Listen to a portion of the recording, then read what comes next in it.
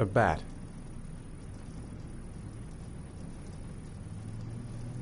A fox.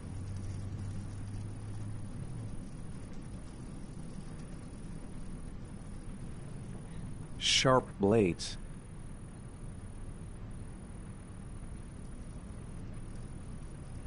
Death. Death.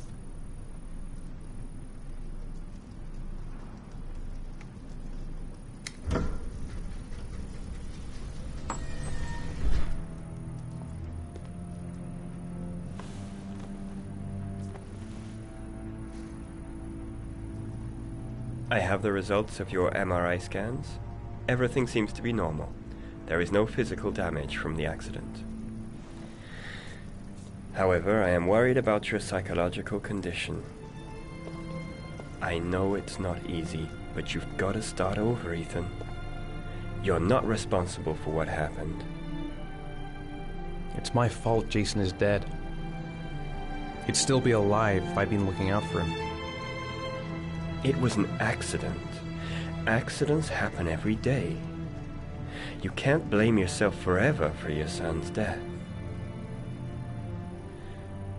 How is Sean?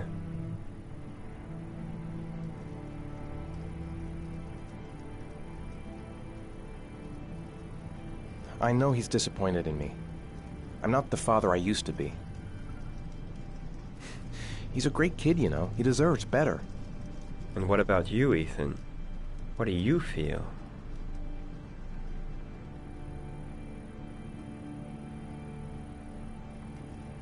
I stopped living at the same time Jason did.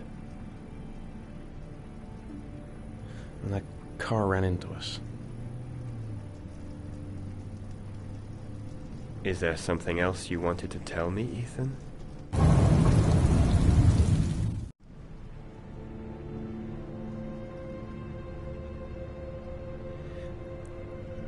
I sometimes have these blackouts. Times when I don't know what I'm doing. I recover consciousness sometime later, but I'm someplace else. And I have no idea how I got there. Do you think this could be related to the accident? You suffered a massive concussion and were in a coma for 6 months. We really don't know what effect a shock like that can have on the brain. That's the end of this session. We'll continue this conversation next week. You were lucky, Ethan. It's very rare to survive such a traumatic accident. I don't exactly feel lucky, Doctor.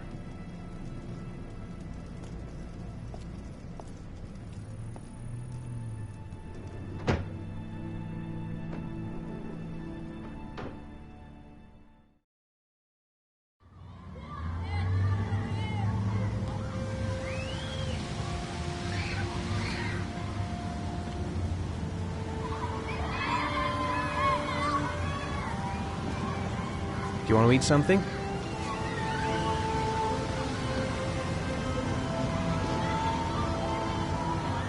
Aren't you gonna go play with the other kids? I don't feel like it.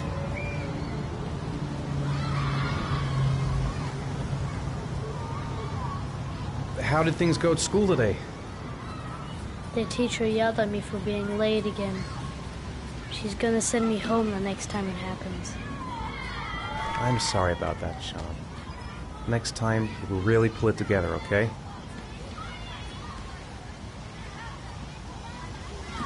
Is something the matter, Sean? No, I'm all right.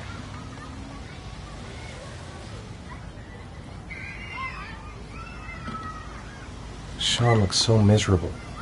I wish I could help him. Just not sure I can right now. We're just not communicating. Feels like we're drifting apart.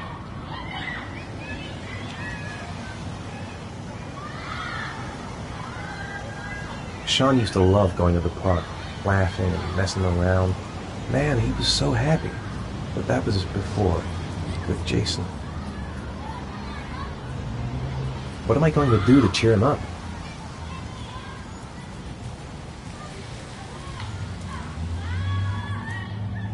A boomerang?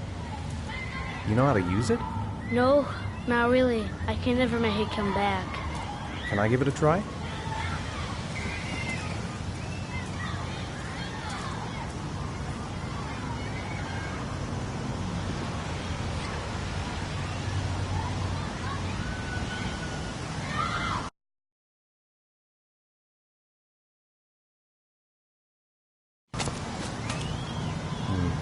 I seem to remember I was better than that.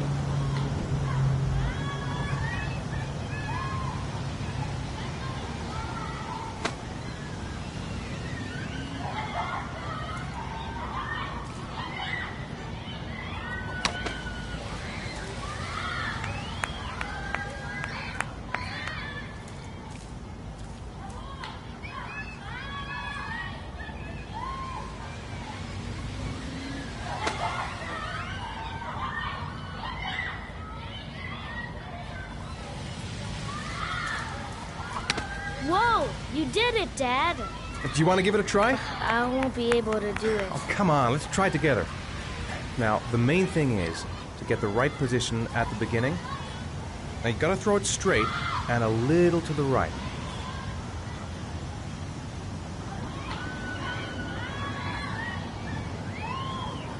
Now, throw it!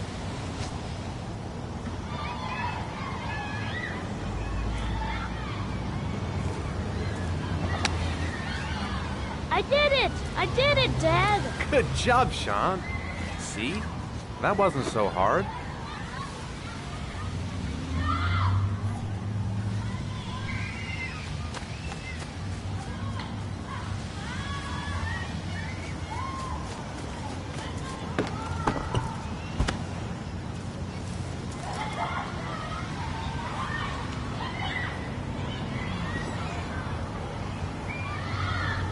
I'll find something else to do with him.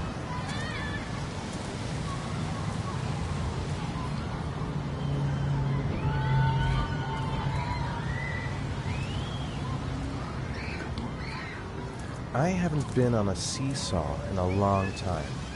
What do you think? Yeah!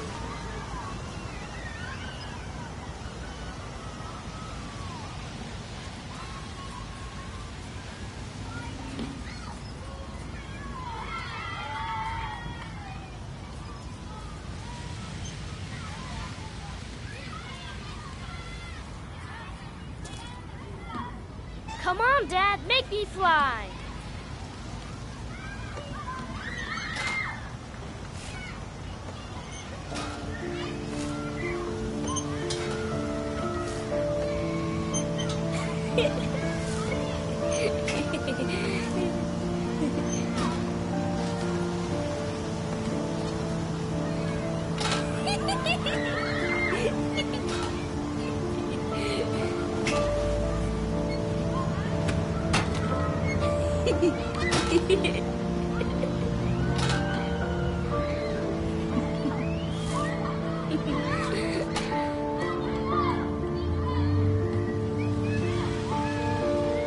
I'll find something else to do with him. He seems to be having fun. It's been a long time since I've seen that smile.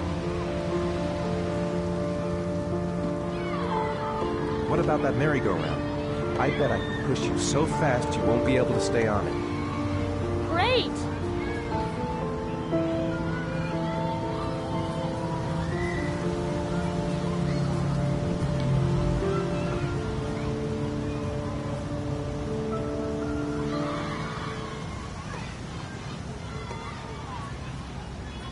Go on, Dad, as fast as you can.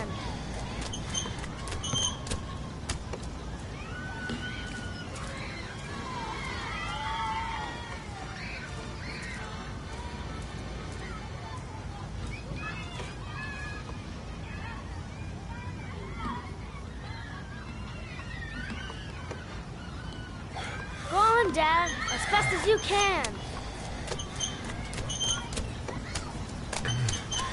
Faster! Faster! Come on! Faster, faster!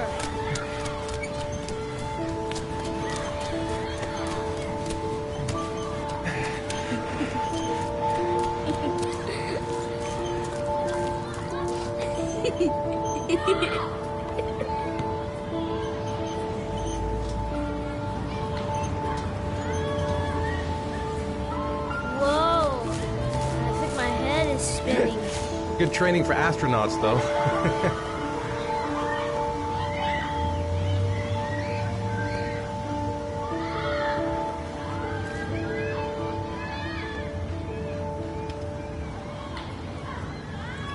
I'll find something else to do with him. He seems to be having fun. It's been a long time since I've seen that smile.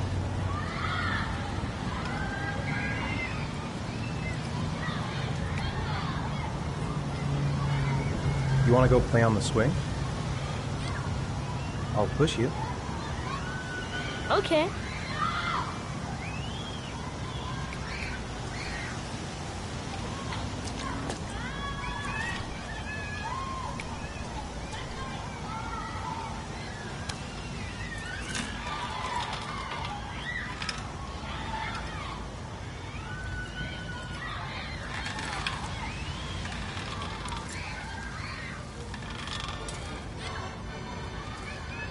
You're not pushing Dad.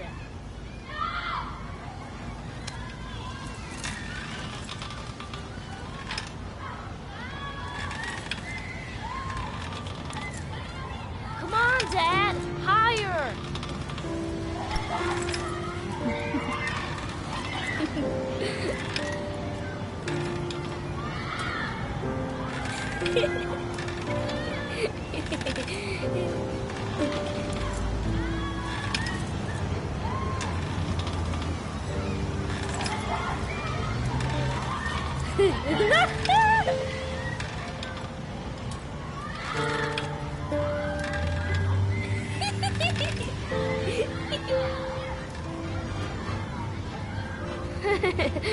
That was cool.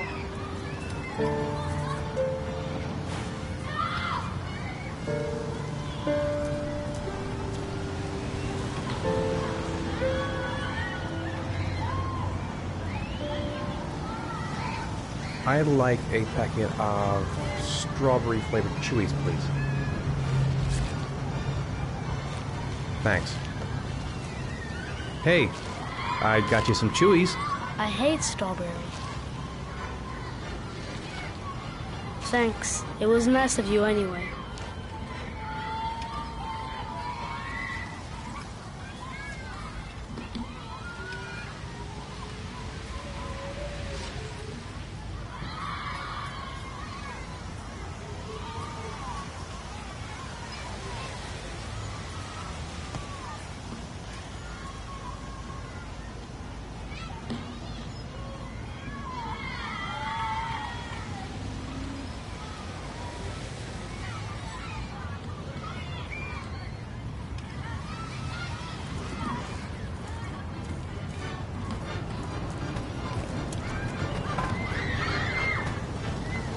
I'll find something else to do with him.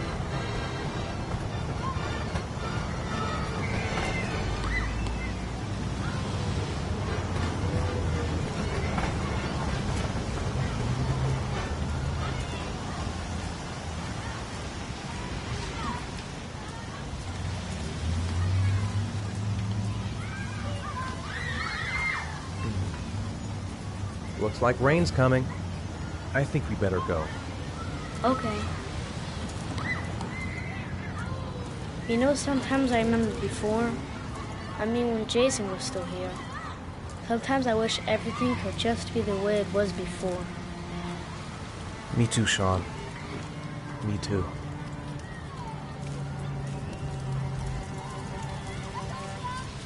Come on, Dad, what are you doing? Coming.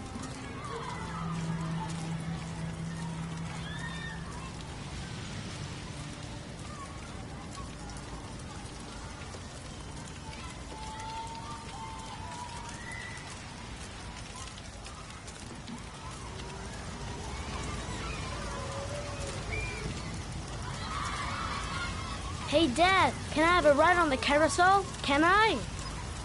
Sure. Go pick a horse and get on. I'll get a ticket.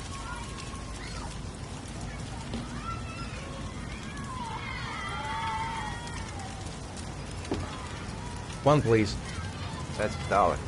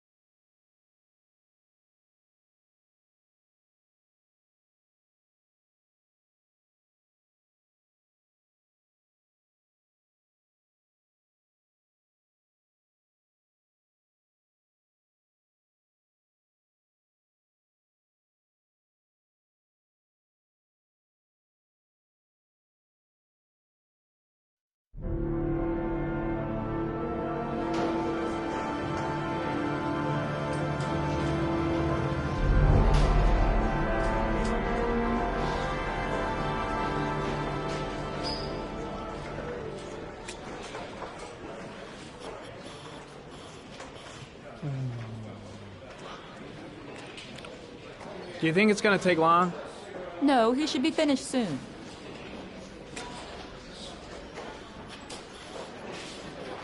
God, I'm bored. I hate having nothing to do. I gotta see Captain Perry. Orders are orders. Gee, I hate internal politics bullshit. I could go for a little Harry time right about now.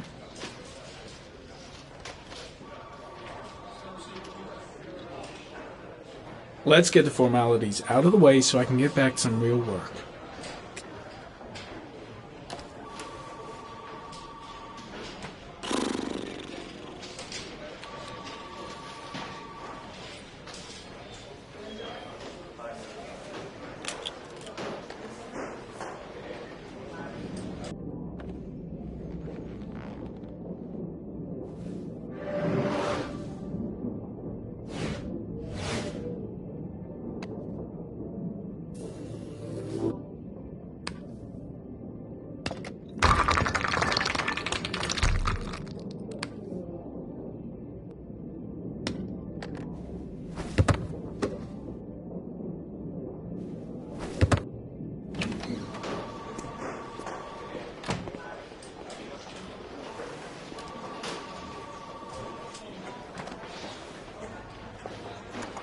I'm off, Charlene. I'll look at the reports later. Oh, cancel all appointments for this afternoon. Okay.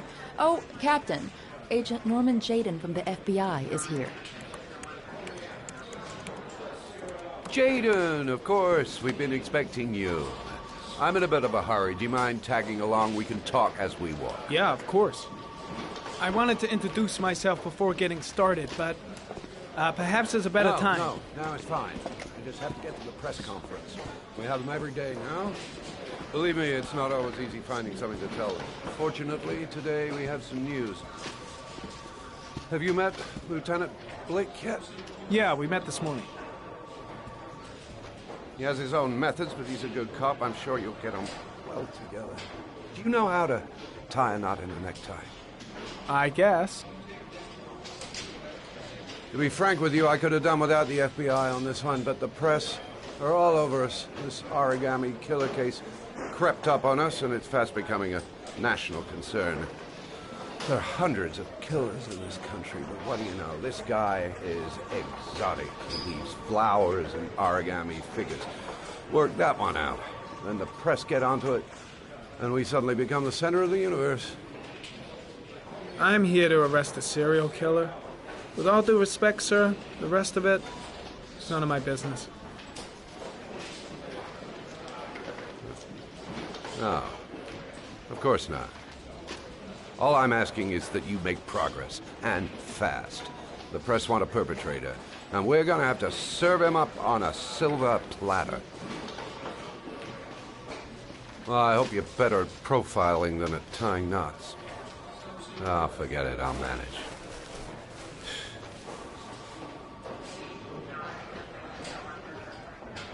Oh, go see Charlene, she'll show you to your office. Check in on the press conference if you're interested. It'll give you an idea of the political climate around here. Thank you, sir. Welcome to the club, Jaden.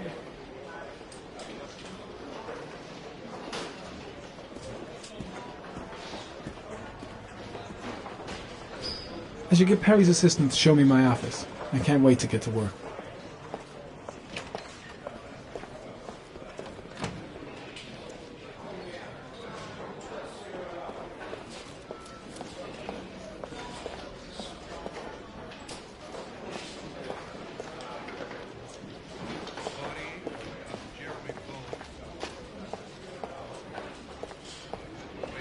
In the East End at about 6:30 a.m., 5 days after he was reported missing.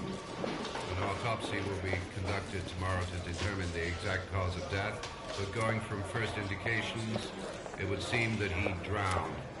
The state in which the body was found suggests the methodology of the origami killer. The investigation should confirm this in the coming days. The police are continuing to work around the clock to find the murderer as quickly as possible. I'll field some questions. Yes. You said the methodology indicated another victim for the origami killer. Can you be more specific? An origami figure was found in the victim's hand, and an orchid was placed on his chest. His face was covered with mud, but there were no visible traces of violence to the body. Go ahead. The Zodiac Killer was never identified. Perhaps the Origami Killer will never be found either. I don't think there's much chance of that. For the moment, the killer may think he's invulnerable, but in the end he'll make a mistake and we'll be there to arrest him. I saw Blake when I arrived. Maybe I should go talk to him. I'm dying of thirst. Where's the water cooler when you need one?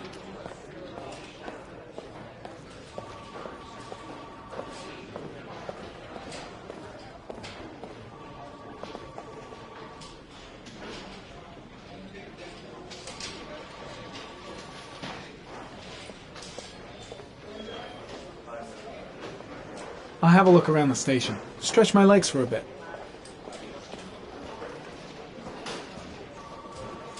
Strange character, Captain Perry. Seems to be more interested in meeting the press than investigating the crime.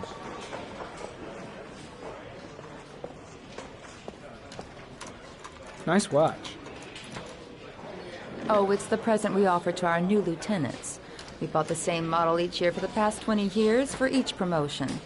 It optimizes everybody's time, and it's the kind of thing that always goes down well. You can contribute to our fund if you like. We're still a few dollars short. Congratulate Larry on my behalf. I'll be sure to do that, sir. Captain Perry said you could show me to my office? Yes, of course. Follow me.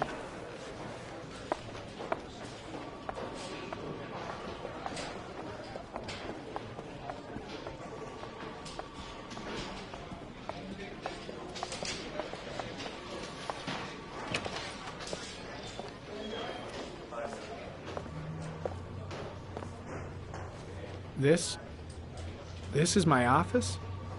That's where I was told to take you. If you need anything, you know where to find me.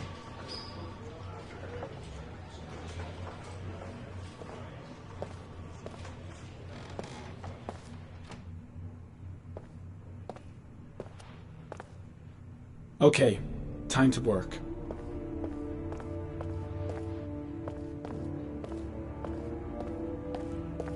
No time to lose. Gotta get down to work. First, analyze the case files.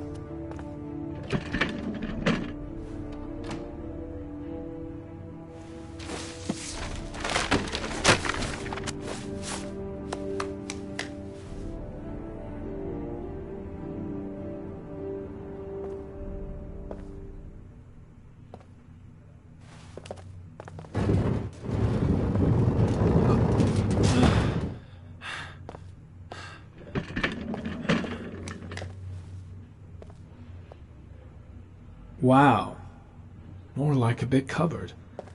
Well, I wanted a quiet place to work, and it certainly looks like I got it.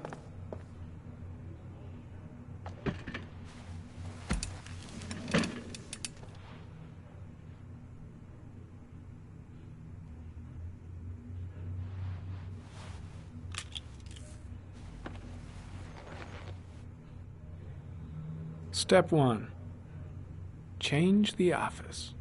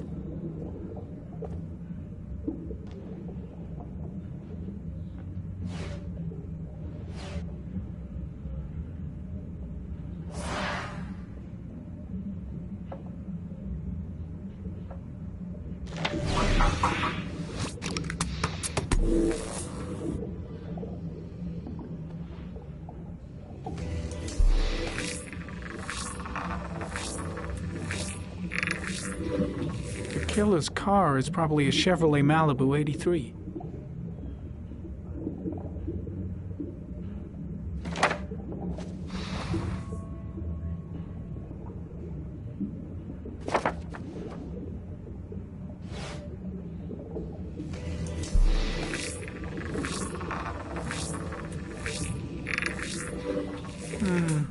A common species.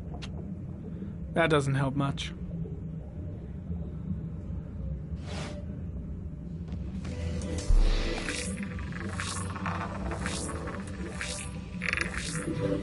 No prints or specific clues. Nothing much to go on. Just one origami store in town.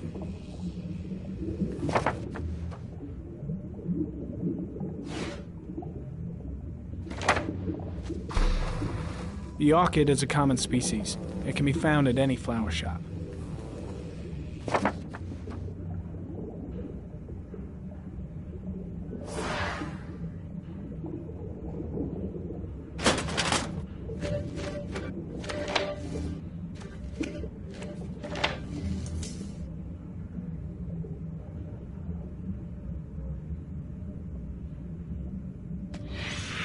Eight victims in the last 3 years. All boys, aged between 9 and 13. No signs of violence. The victims disappear from public places in broad daylight. No one notices anything. Bodies are found 3 to 5 days later, drowned in rainwater.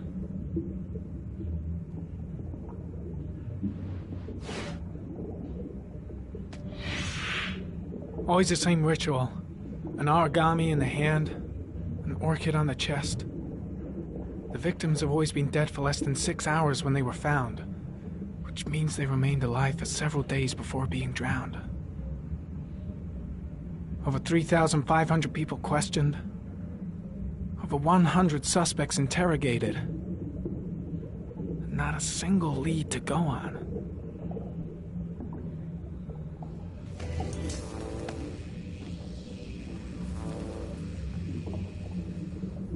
The killer is white, aged between 30 and 45. He is intelligent, calm, and determined. An organized type. He has a car. He's probably employed, but his work allows him free time.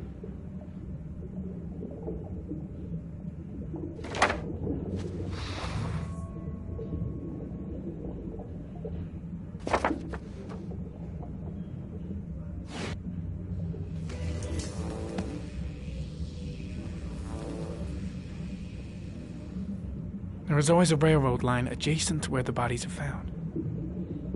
And all the victims disappeared in the fall.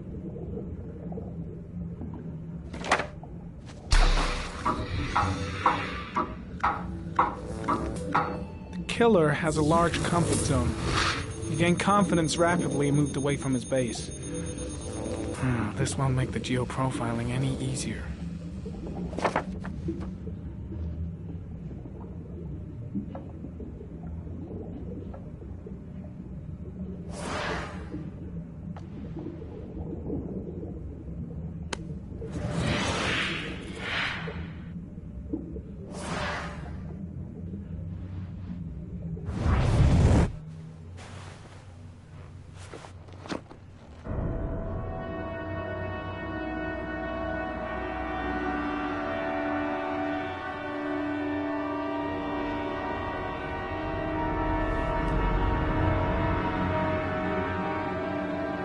Here we go again. I better go wash my face.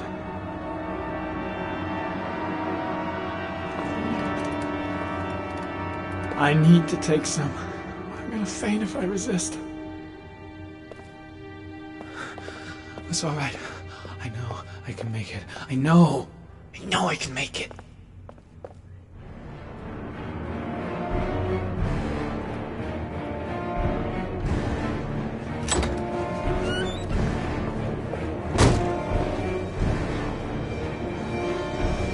Is everything all right, sir?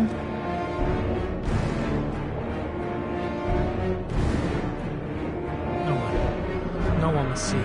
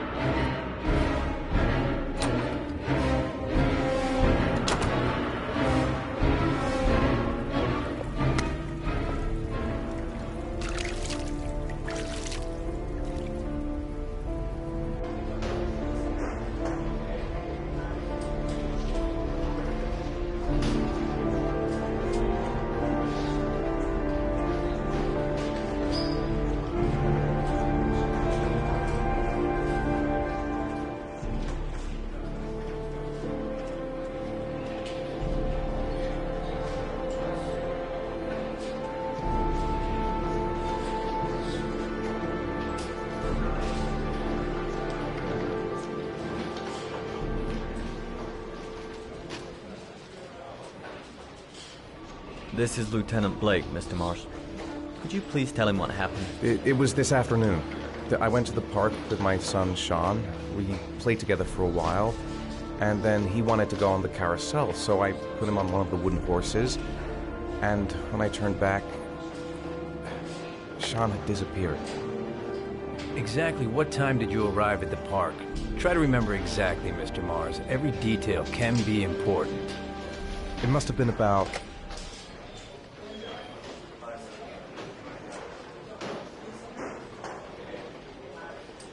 4:45, I think. I'm not really sure. What was your son wearing when he disappeared? He was wearing a coat.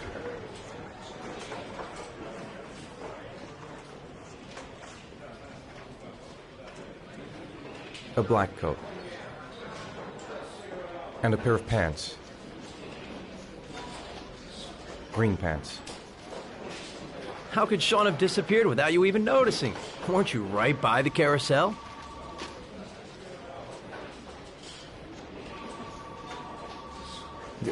I went to sit on a bench a little way off. I didn't notice right away the carousel had stopped. That must have been when Sean disappeared. You say you took your son to the park after school, but you didn't report him missing until 8:15. Why did it take you so long to contact the police? I don't know. I panicked. I didn't know what to do. Did Sean have any particular difficulties, Mr. Mars? Anything that might have caused him to run away? Sean is a sensitive child.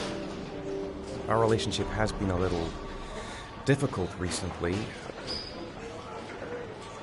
Everything okay at school? Any particular problems between you and your wife? My wife and I have been separated for the last 6 months. But Sean would not have gone off without telling his mother or me. All right. That's all the questions I have for now. You're free to go, Mr. Mars. We'll continue to look for Sean overnight. We'll contact you if we have any more questions.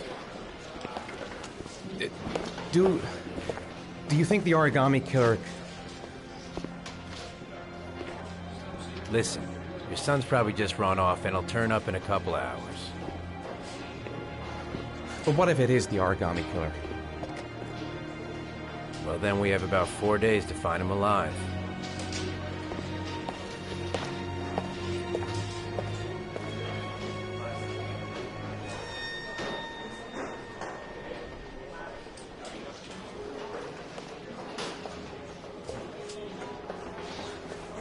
Did they find something? No, nothing yet, but they're gonna keep looking through the night. Do they think it's the origami killer? It's still too early to say, but it is a possibility.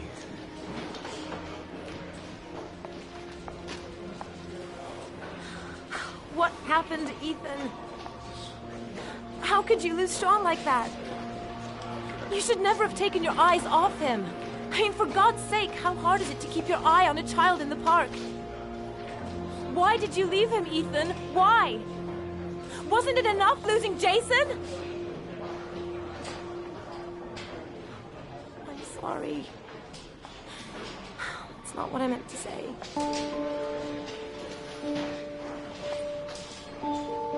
I miss him so much.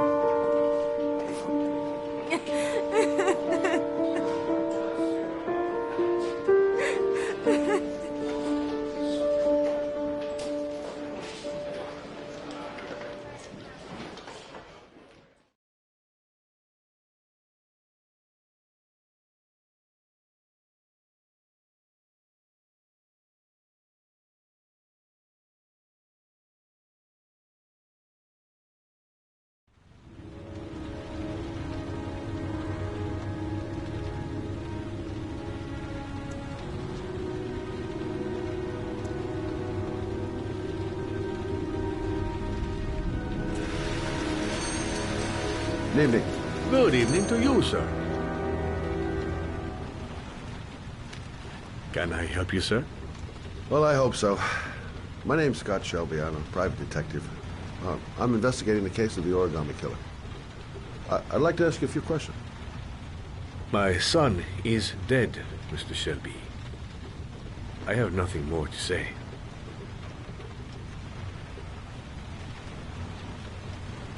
The killer has kidnapped another victim. A 10-year-old boy. Like your son, Reeson. I have 4 days before we find his body on a deserted stretch of wasteland. No one did anything to save my son. Now, please, to move along, sir. I also lost someone I loved. I know what you're feeling. Then you will understand that I do not wish to talk about it. Oh, do you sell inhalers? I'm all out, and at least I won't go away completely empty-handed. In the back of this store, to the right. Thanks. Pity he didn't want to talk. Might have known something. Goddamn asthma. Can't breathe when it rains.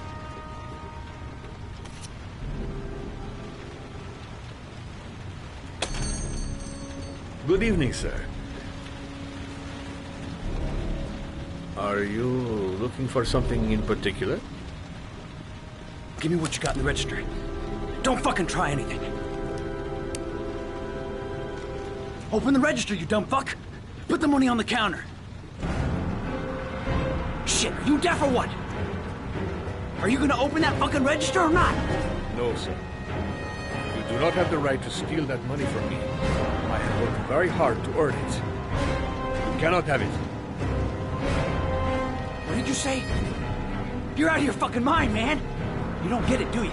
I'm gonna put a fucking bullet right between your eyes if you don't do what I say now. You shall not be robbing my register, sir. That money is mine. I ask you now to leave before it is too late. Fuck! Drop it! Now! Don't move! Hands up! Put your fucking hands up or I'll shoot!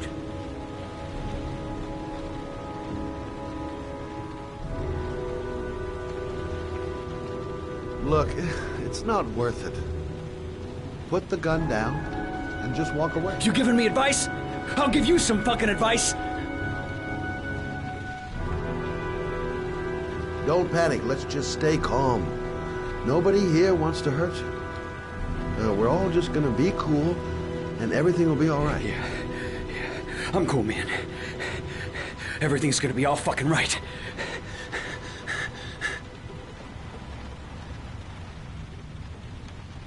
You don't really want to shoot anybody, do you? I'm sure we can find a way out of this mess, right?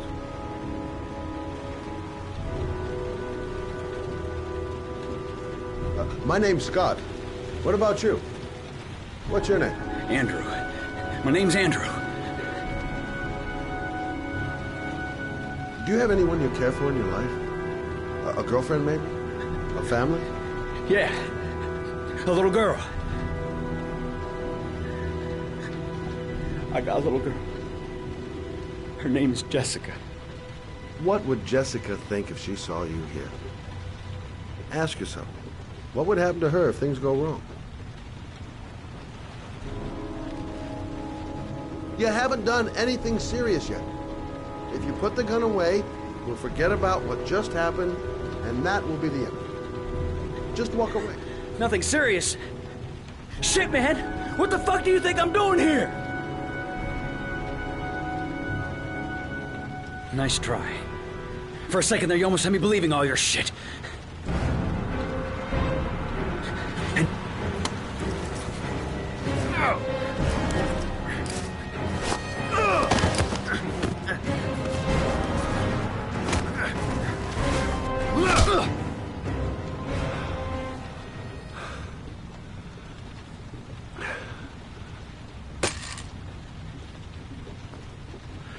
Thousand thank you, sir. I don't know what would have happened if you had not been here. At least I didn't come by for nothing. Have a nice day. When my boy, Reza, disappeared, I received a letter with a locker ticket inside. Inside the locker, I found this box. I do not understand what it means, but I think it must be a sort of message from the man who took my son from me. Can I?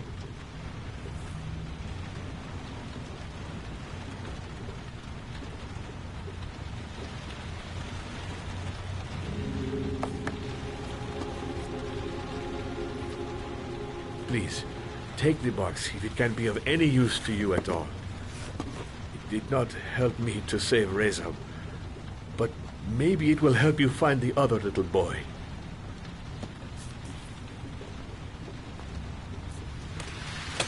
Mr. Shelby, I was beginning to think that there was no good to be found in this place. I can see now that I was wrong.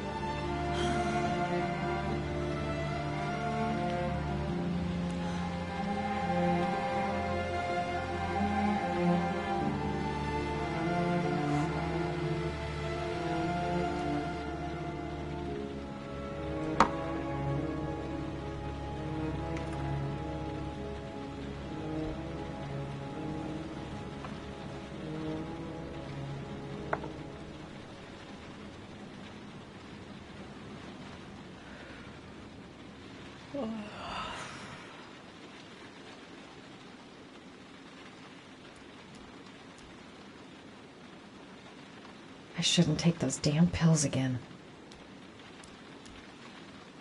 2:47 a.m. Always the same time.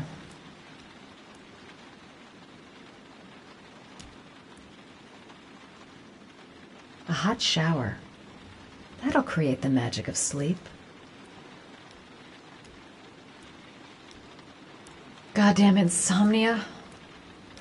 I'm totally exhausted, but I just can't sleep. Maybe I'll go to bed and give the sleep thing one more shot.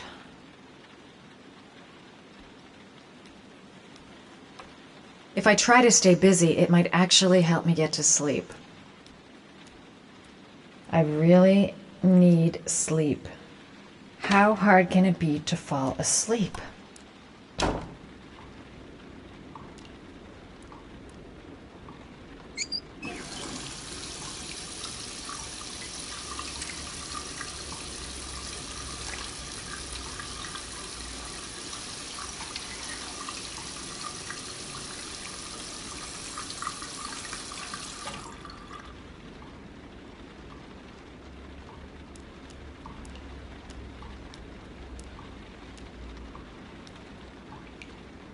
hot drink is what I need.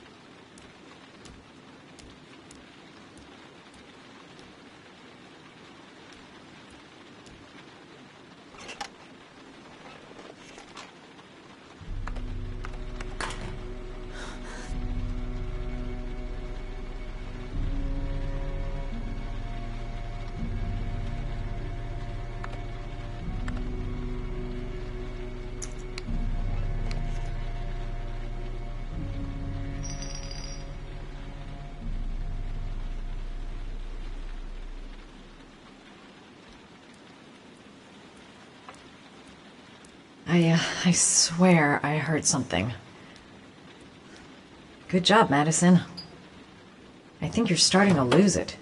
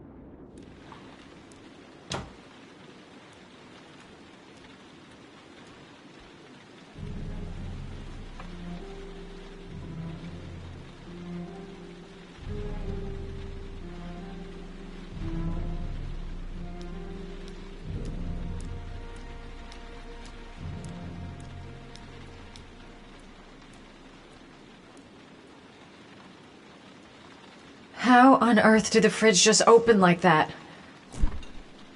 Get it together, girl.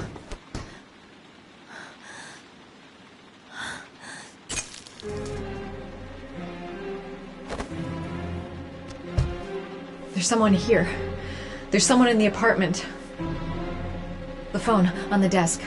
I could call for help. The front door. It's the only way out. If I can reach it, I still have a chance.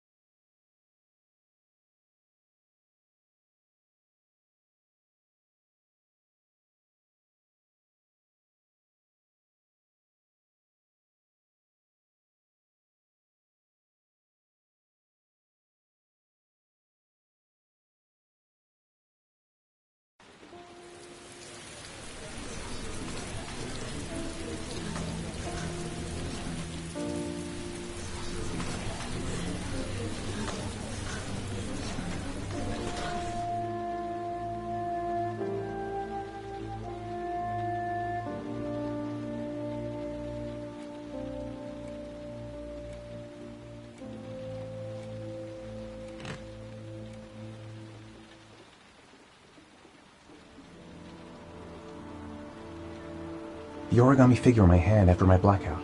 It's the same one the killer leaves in the hands of his victims. I've never done origami in my life.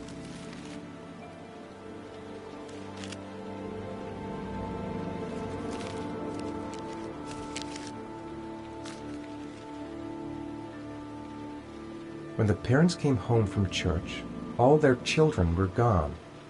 They searched and called for them, they cried and begged, but it was all to no avail. The children have never been seen again. This doesn't make any sense. It couldn't have been me. I couldn't ever have done that.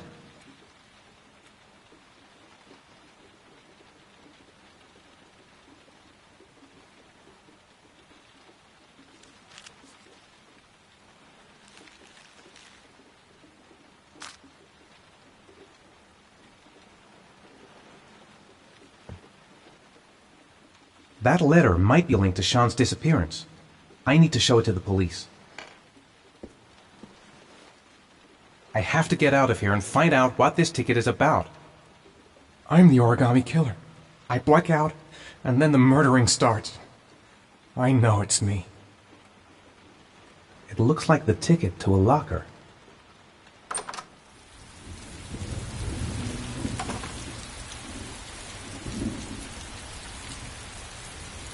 Goddamn reporters. They've been camped outside my house all day.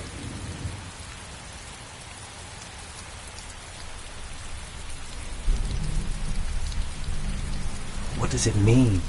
Some sort of fairy tale?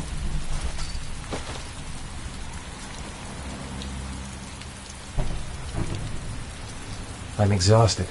I didn't sleep a wink all night. This angel on the ticket. I'm sure I've seen it somewhere before.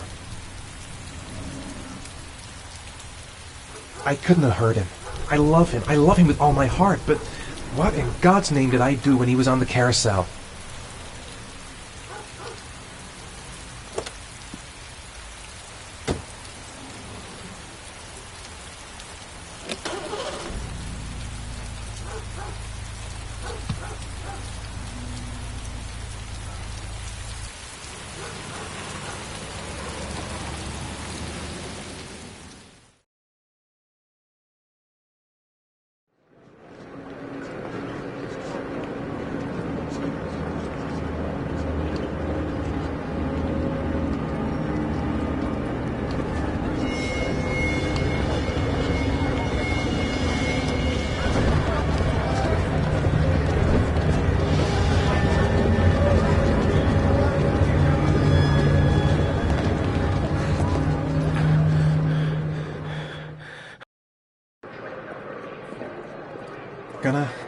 Gonna have to make it through the crowd.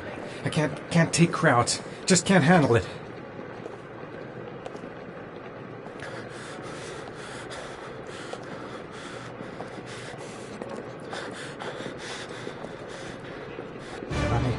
I can't make it.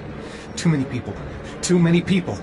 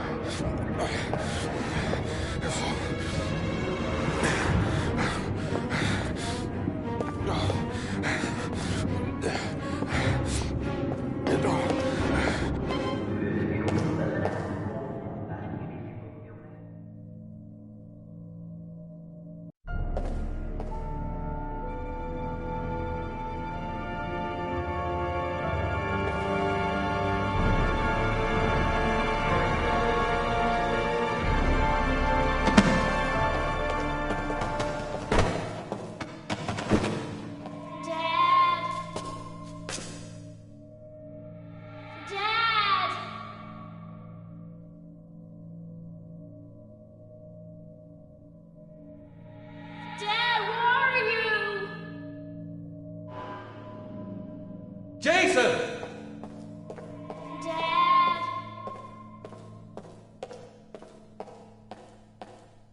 Jason! Dad! Jason! Dad! Jason!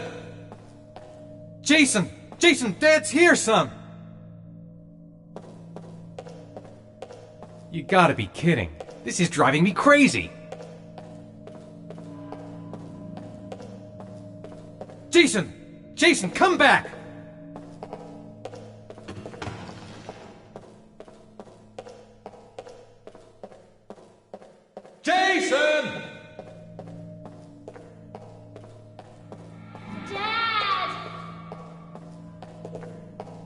Jason!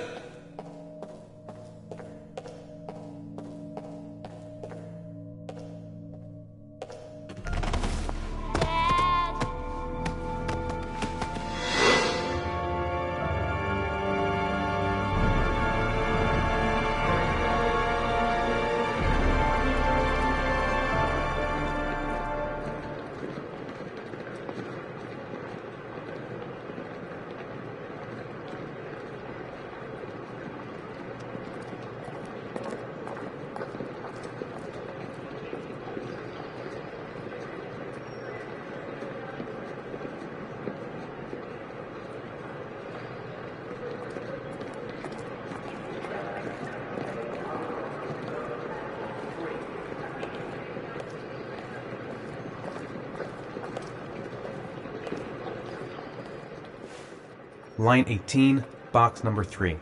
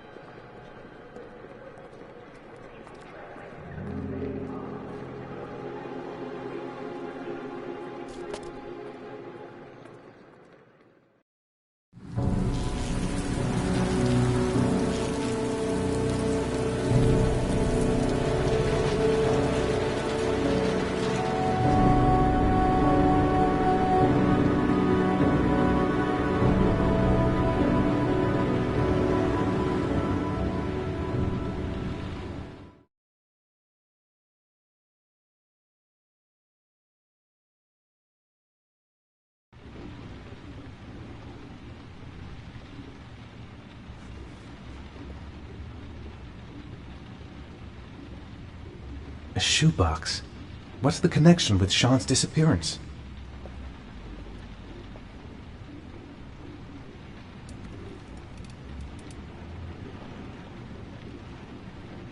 The box from the locker. What am I going to find inside?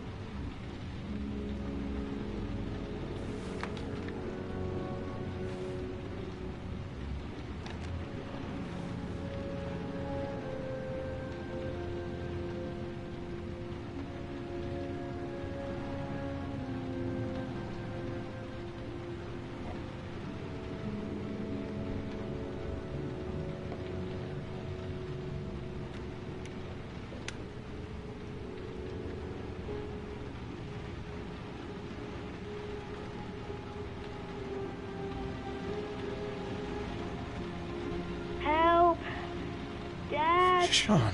Where are you? I'm so cold. Dad! Dad!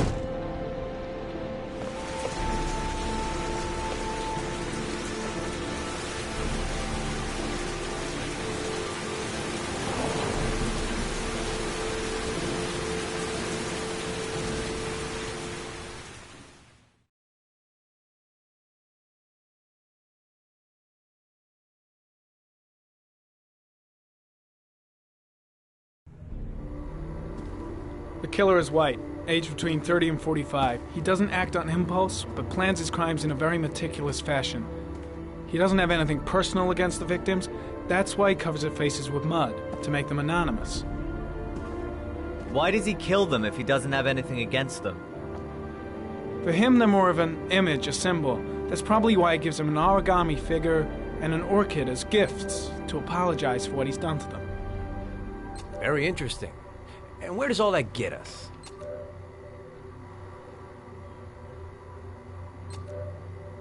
The best way of tracking a predator is to be familiar with his behavior.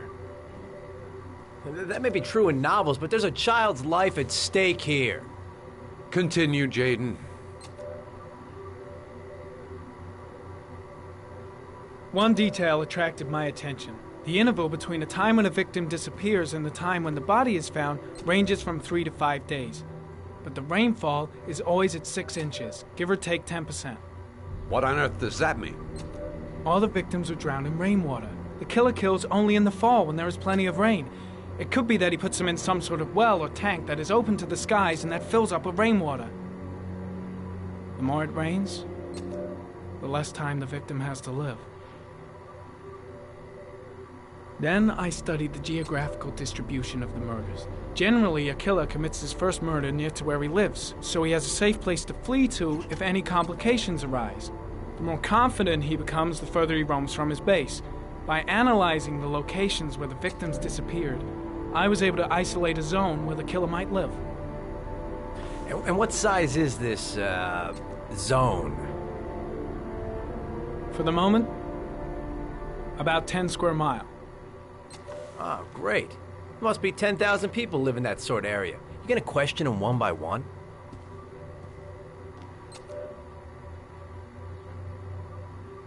It may not give us the address of the killer, but at least it's something to go on.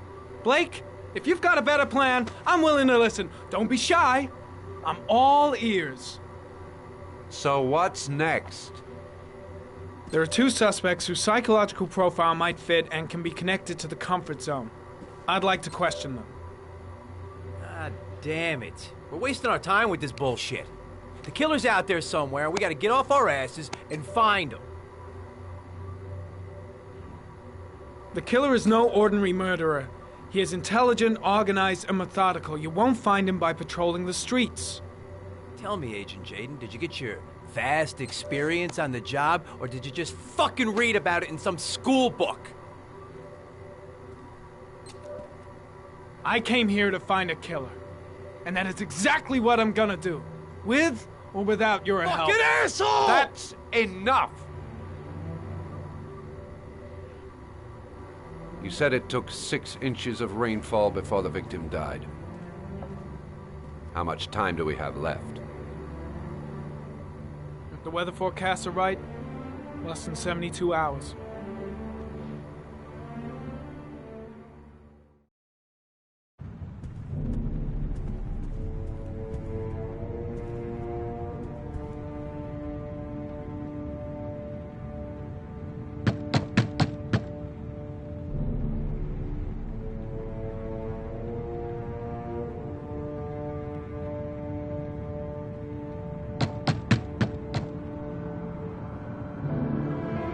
No answer. We wasted our time coming here. Maybe we should have a little look inside anyway. There's nobody home.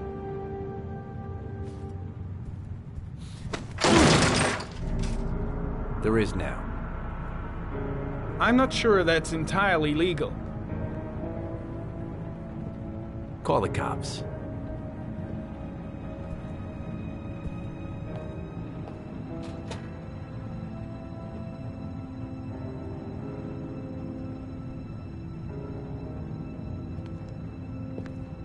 Looks like Nathaniel Williams is a pretty religious guy. He's a God-fearing idiot, waiting for the end of the world. We questioned him a few months back because he was causing a disturbance in the park. He was ranting and raving. Said he heard voices. Had this idea in his sick little head that I was the Antichrist. I'd come to Earth to persecute him. Real twisted.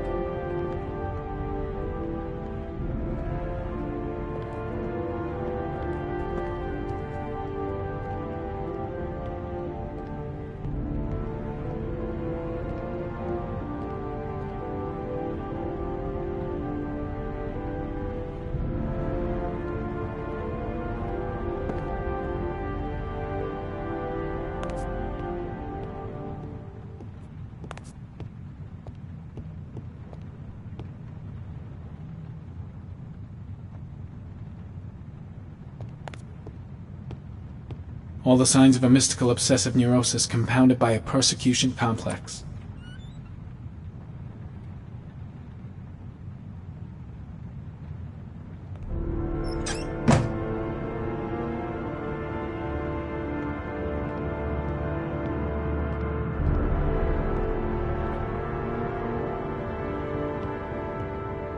You don't have to be a profiler to see he's not a killer. We're wasting our time here. It's stifling in here. Those windows haven't been open in years.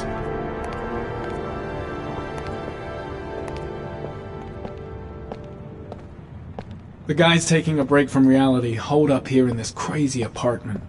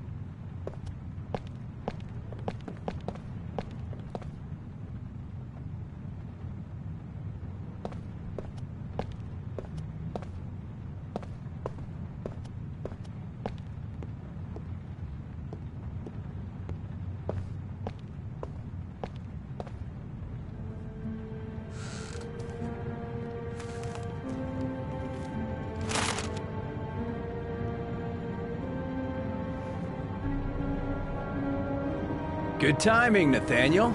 Just the man we're looking for. Angels and ministers of grace defend us. I'm Agent Norman Jaden, FBI. I'd like to ask you a few questions. As God is my witness, I haven't done anything. I'm innocent. Relax. Nobody's accusing you of anything. We just want to talk. Why all the crucifixes? You afraid of something? The hour is nigh, and the wrath of God shall strike men down. I'm preparing for the end of the world. Where do you work, Nathaniel? You have a job? My sole occupation is praying to the all-merciful Lord for the salvation of humanity. Nathaniel, do you remember where you were last Tuesday at 4:30 p.m.? Here? I was here. I was praying. All day. Was there anybody with you? No. No, I was alone. What about the voices, Nathaniel? Do you still hear the voices? We know who talks to you, don't we, Nathaniel? Or we both know who talks to you. Don't speak that name.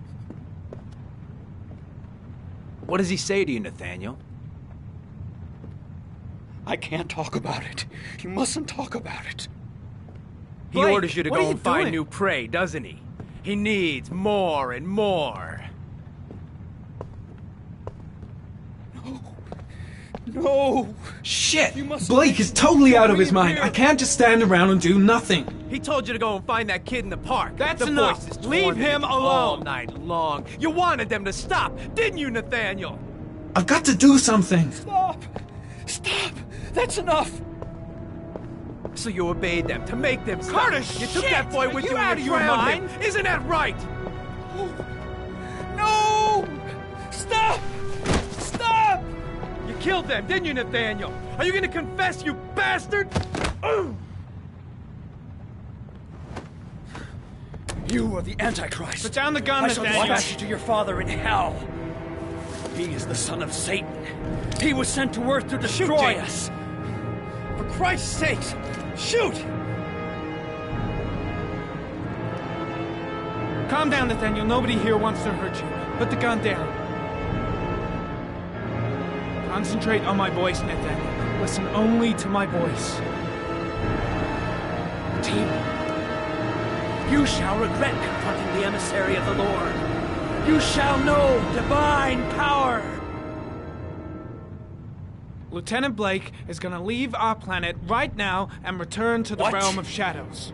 Creature of darkness, I do beseech you to return to the realm of shadows and leave our Nathaniel in peace. Christ all powerful, defend us in our battle with the forces of evil. Protect us from the cunning and wiles of the demon. May God Almighty manifest the power of His empire, and may divine power cast Satan and all the other spirits that prowl the world in search of souls into the darkest depths of hell. I'm here to help you, Nathaniel. To get rid of the voices in your head, but you have to trust me. Back away, slowly.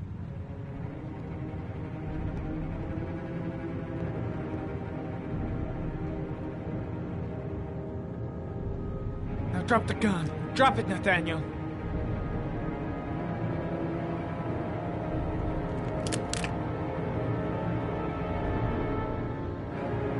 Put your hands on your head. Turn around.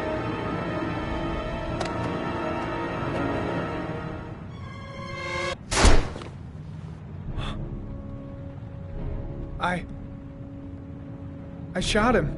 Yep. Looks like you did. It was only a crucifix.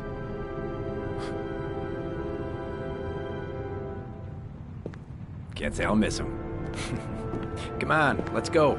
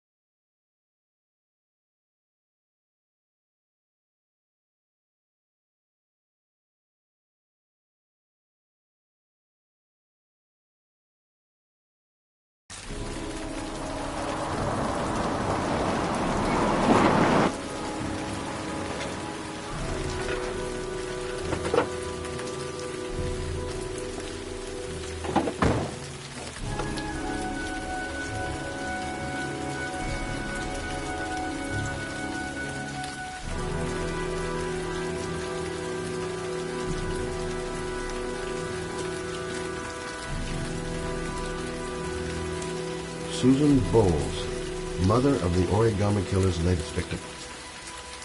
Maybe she knows something about the circumstances surrounding her son's death.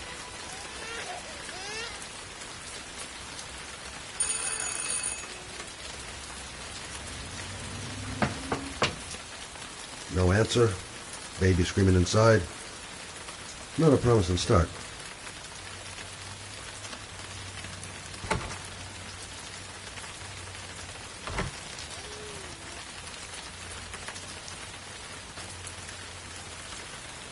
Baby screaming and no answers? Don't like the look of this.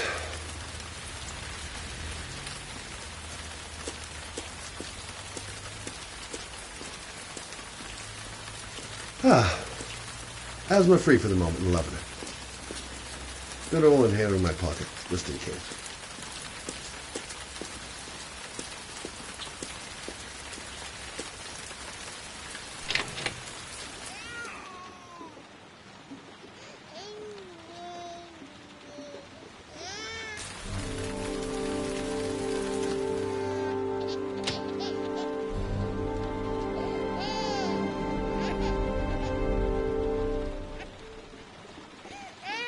Mrs. Bowles? Anybody home? Oh, Jesus.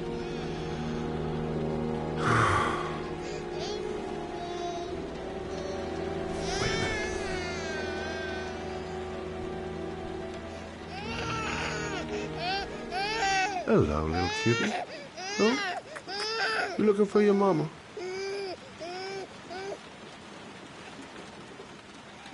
Come on, I have to search the house. Maybe it's not too late.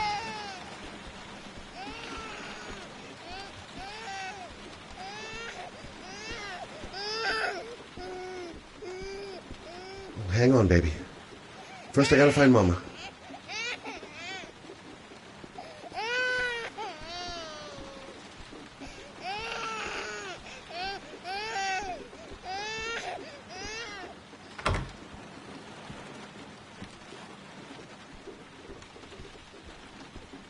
Mrs. Bowles? Mrs. Bowles, are you there?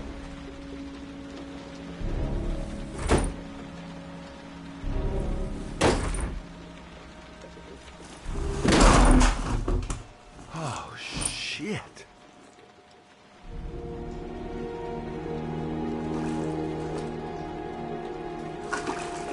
Mrs. Bowles! Mrs. Bowles, can you hear me? Wake up! Wake up!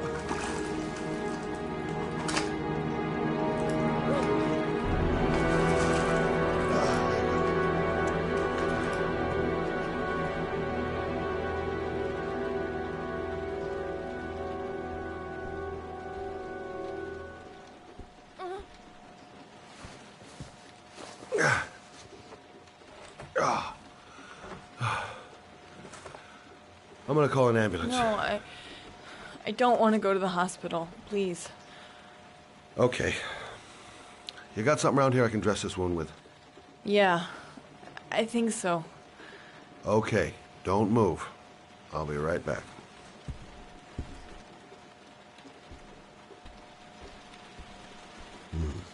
Need some bandages and disinfectant. Let's see. I need this, and this, and this.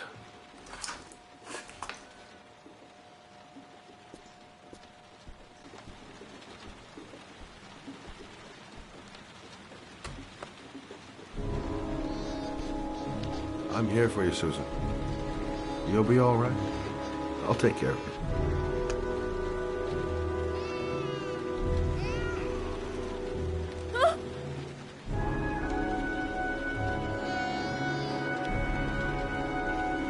Stay with me, Susan. Susan, do you hear me? Susan, stay with me. Can you hear me? Stay with me. Okay, come on.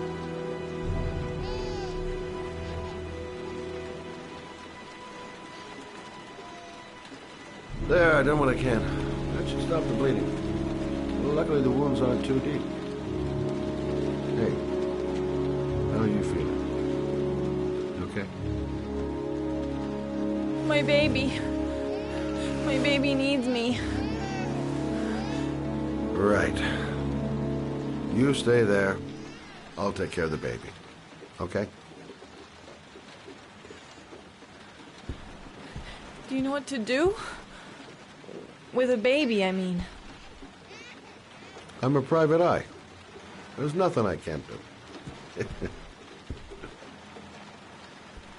Her name is I Emily. was a private eye when I walked in here. Gotcha.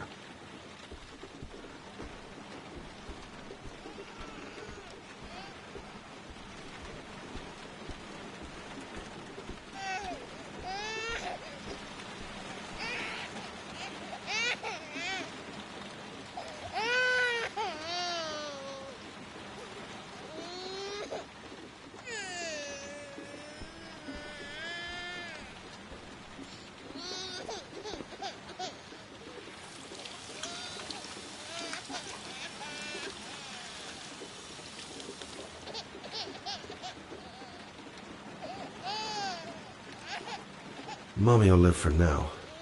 Let's see how Junior's doing. Hi there, Emily. So, what seems to be the problem, huh? Oh! Going by the smell, I got a pretty good idea.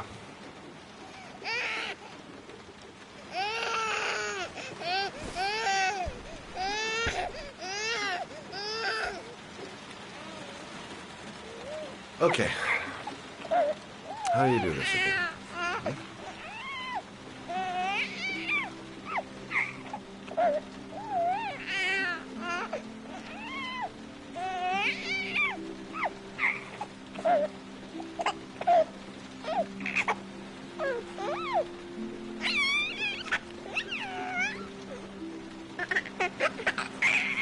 There you go, fresh new baby. That should feel better. Right, Emily?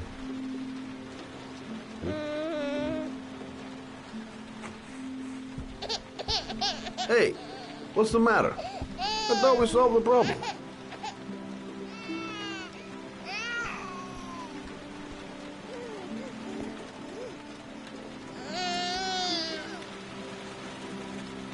I guess I better warm this thing up.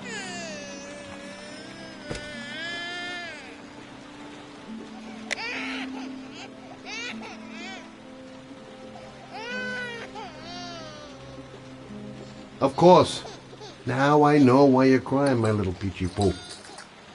Mother shall be to the rescue.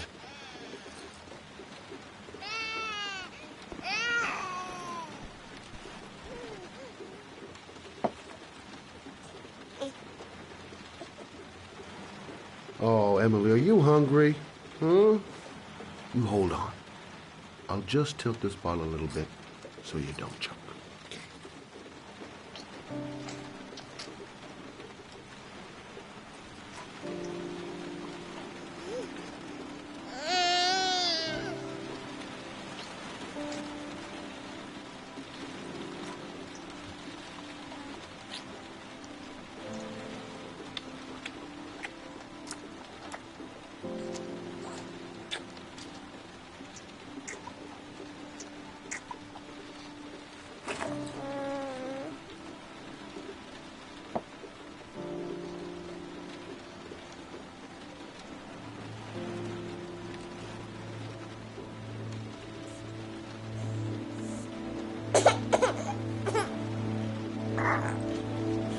Oh, good job, Emily. Hmm? You're feeling good now, right? Now, I'm gonna rock you very gently so you can have a nice little snooze. Okay, all right.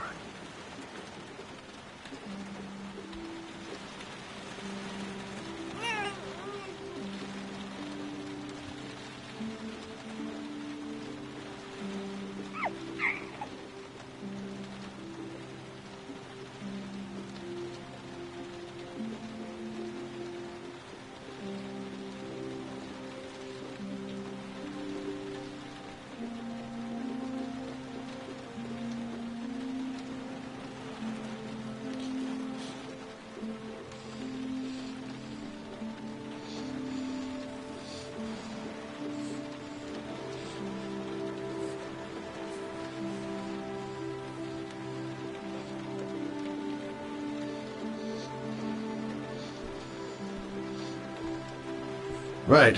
That's about the limit of my maternal powers. Poor kid. Life ain't gonna be easy for her.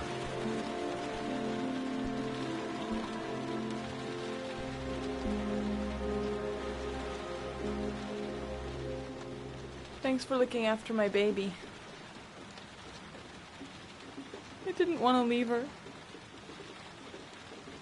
I just couldn't cope anymore. Just not having Jeremy around. He was such a good boy. Can't understand why anyone would want to hurt him. Do you take care of this baby on your own? Doesn't Jeremy's father live with you anymore? He disappeared. The day after Jeremy. I don't know what happened to him.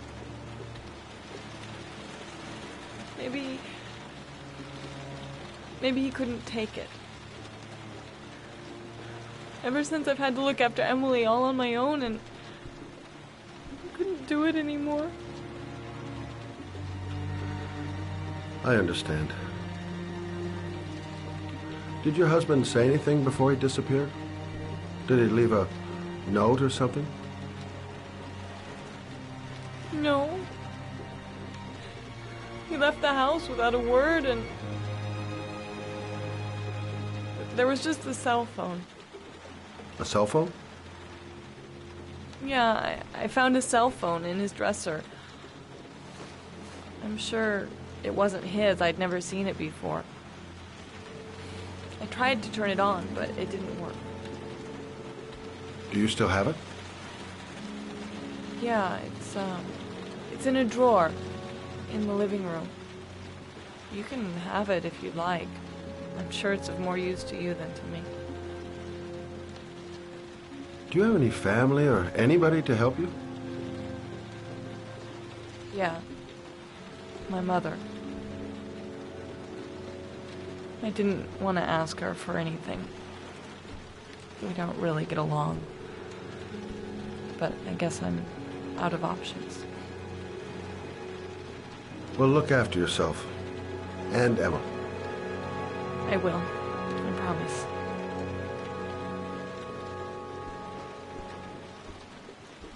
In a drawer in the living room. That's what Susan said.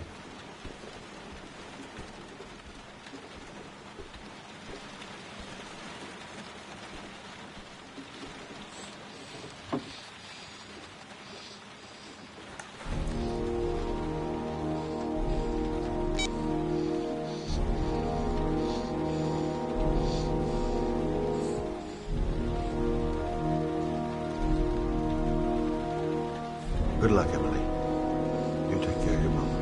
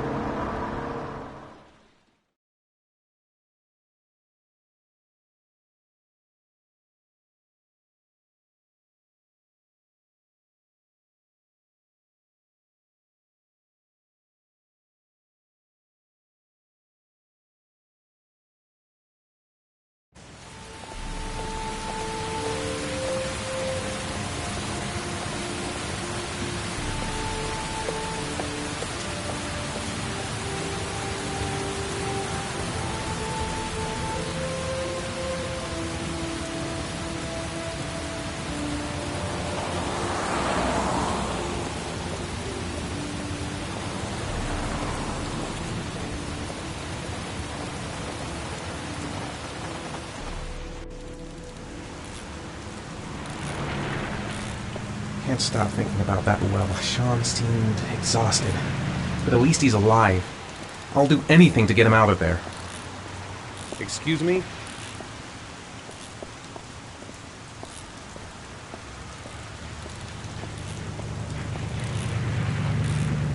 The parking lot ticket and the origami figure leads to this garage. What am I going to find here?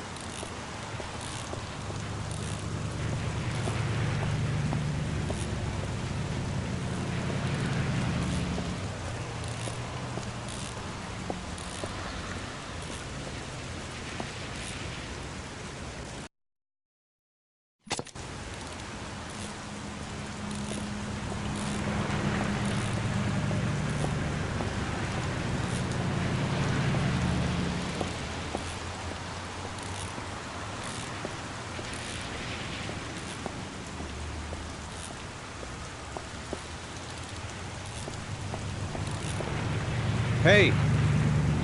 Oh! Huh. Sorry. Didn't see you. What can I do you for?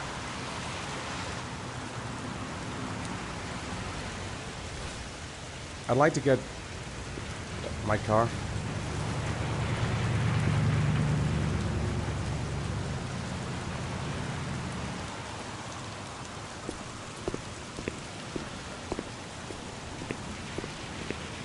Hey, you're a pretty patient guy, you Have I are. been here before? That car's been there for Don't 2 remember years.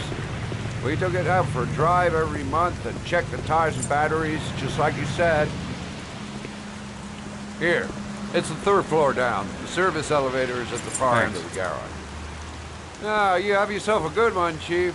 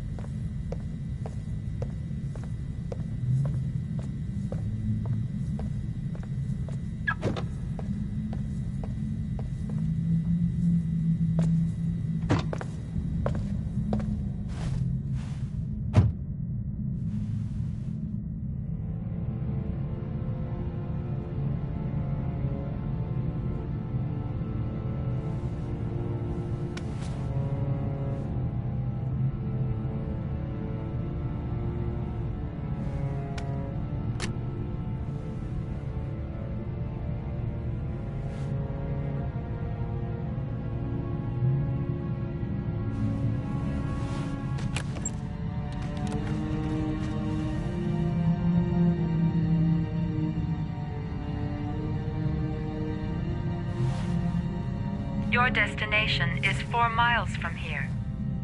Leave the parking lot and take the first right.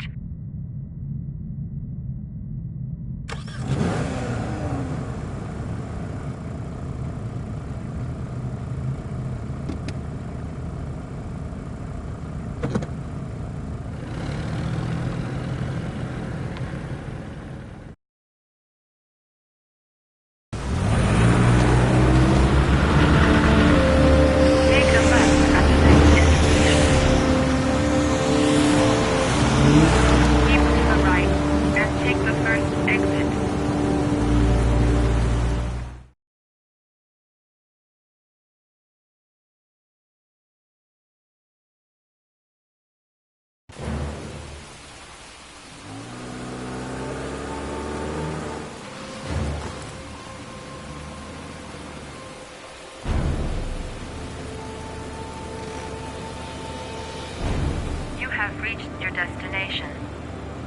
Are you ready to show your courage in order to save your son? Listen carefully. Take the highway and drive against the traffic for 5 miles. If you haven't reached your destination in 5 minutes, you will have failed. If I succeed, I'll get more letters for the hangman. It's my only need. No turning back now.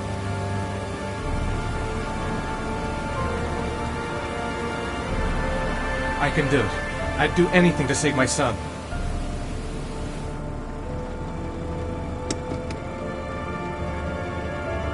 I've got to do it. For Sean's sake. I have no choice.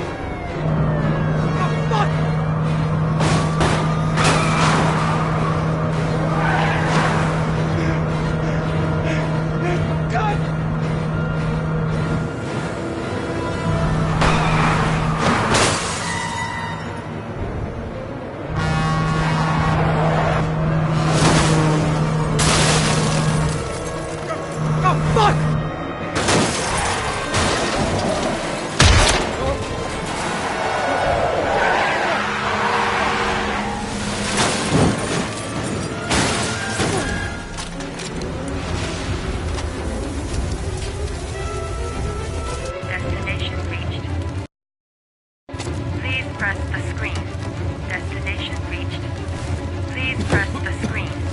Destination reached. Please press the screen. Destination reached. Please press. Your reward is in the glove compartment. The key is inside the GPS. Your reward is in the glove compartment. The key is inside the GPS. Your reward is in the glove compartment.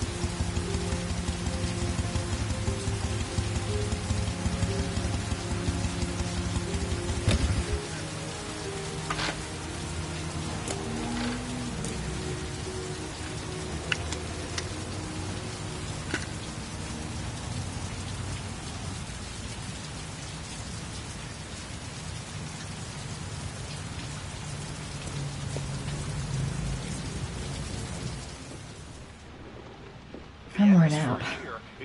I've gotta sleep. The reception. Let's hope they've got a room left.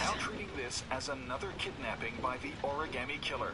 If this information is confirmed, he may still be alive, as the previous victims were all killed 5 days after their abduction. Obviously, time is running out fast for the investigators trying to find the child. Hello there, sweetheart. What can I do for you? I'd like a room. For you? Anything. Feeling the register.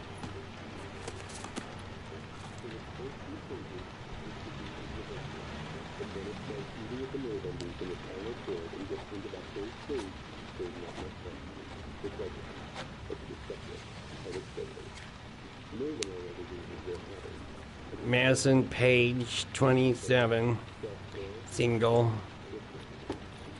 How long will you be staying with us, Ms. Page? I don't know yet. Room 201. Last floor, stairs on the right, in the courtyard. Thanks. The pleasure was all mine. That's for sure.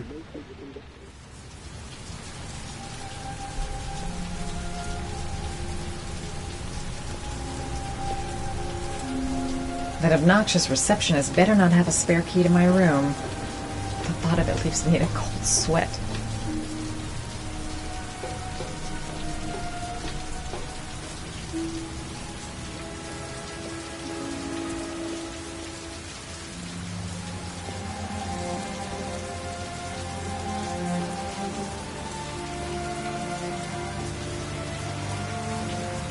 Room 201. Stairs on the right, last floor.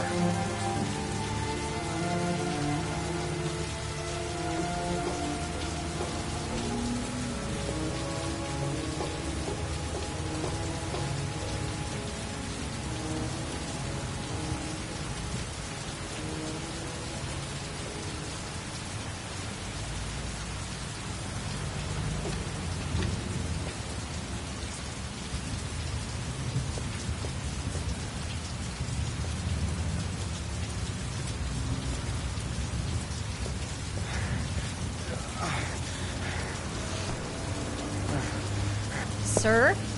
Are you all right? I'll call an ambulance. No ambulance. You're badly hurt. You need a doctor. Please, just help me to my room. It's number 207.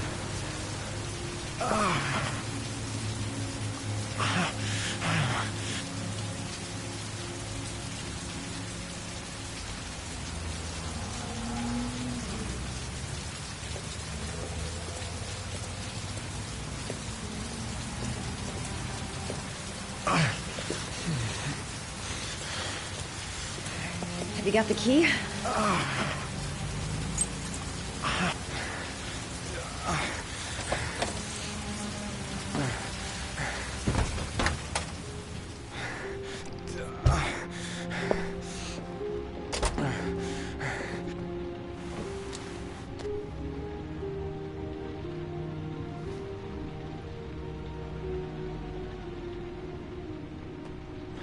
You're really in bad shape. You should see a doctor.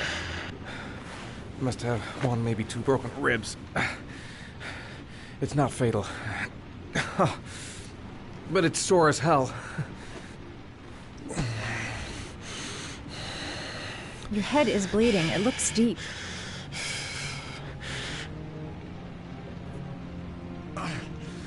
I'll help him first and ask questions later. He's in trouble.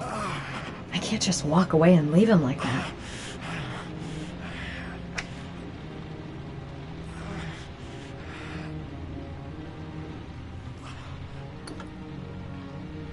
I should disinfect his cuts.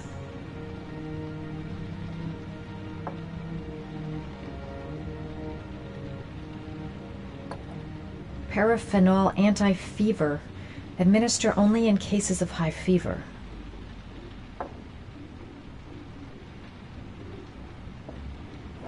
Necophren 100 antibiotics. Administer to combat infection.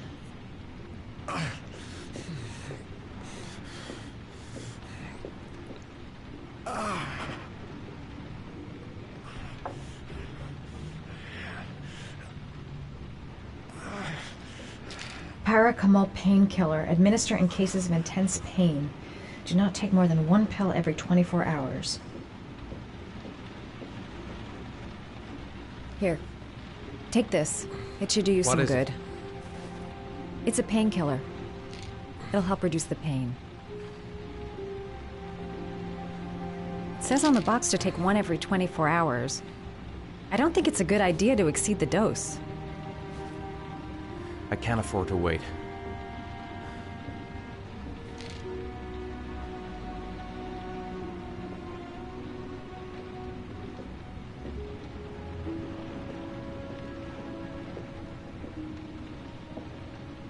Necophren 100 antibiotics. Administer to combat infection.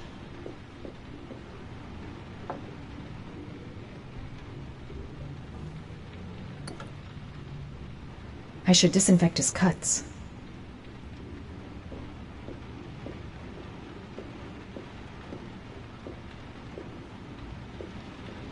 I'm gonna disinfect your wound. This might hurt a little.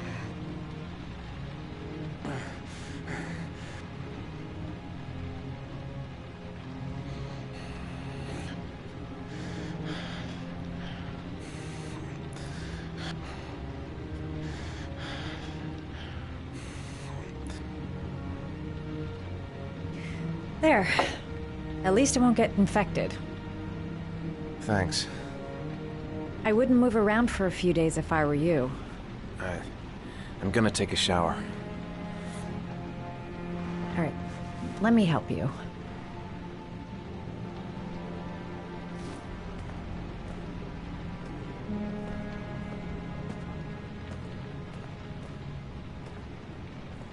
I'll wait here until you come out. Let me know if you need anything.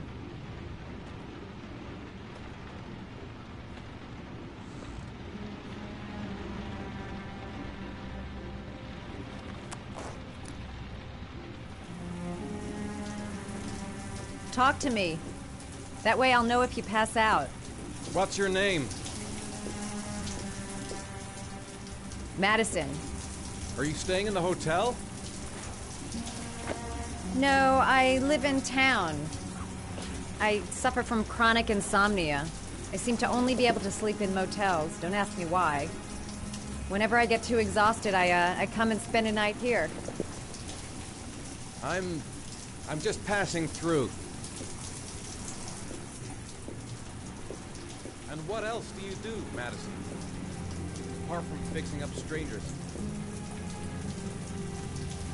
I'm a photographer. I take pictures of furniture for fashionable design magazines. And you? I'm an architect.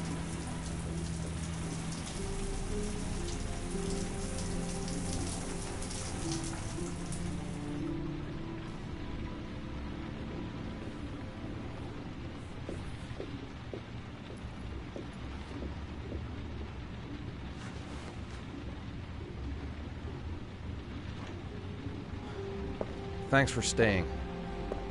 I feel a lot better now. Okay. I better get going then.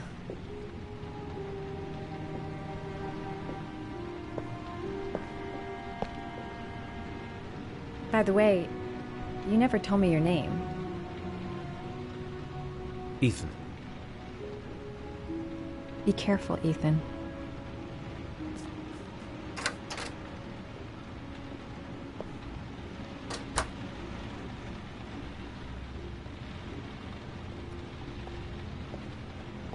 The box.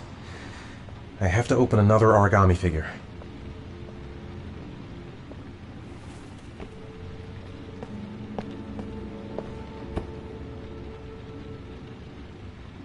I'm still in pain, but I gotta keep going.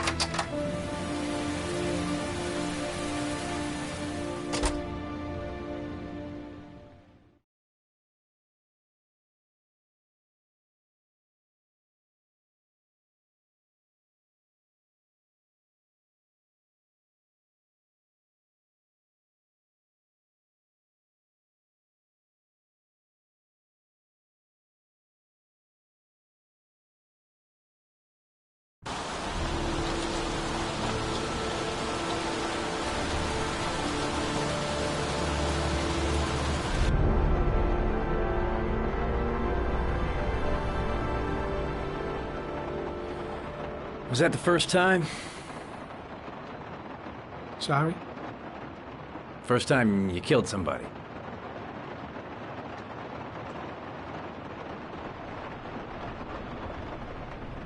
It always does something to you the first time. Then you get used to it.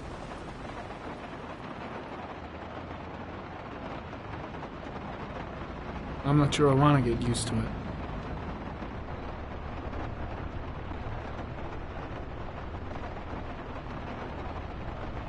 That's him.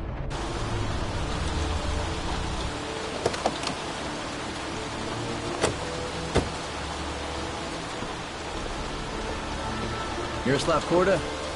Yeah? Lieutenant Carter Blake, I'd like to ask you some questions.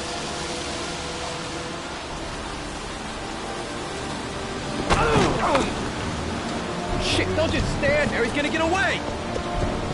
Ah! Hey, man, watch it, dude. Hey, what's the matter with you?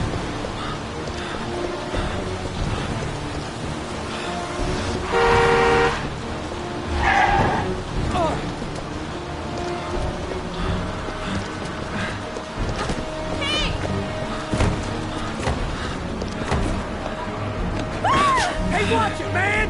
Whoa!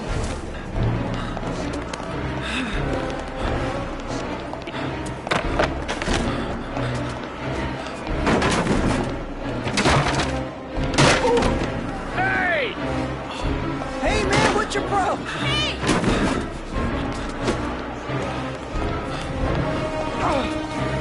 Hey, man, watch it! Stop that guy!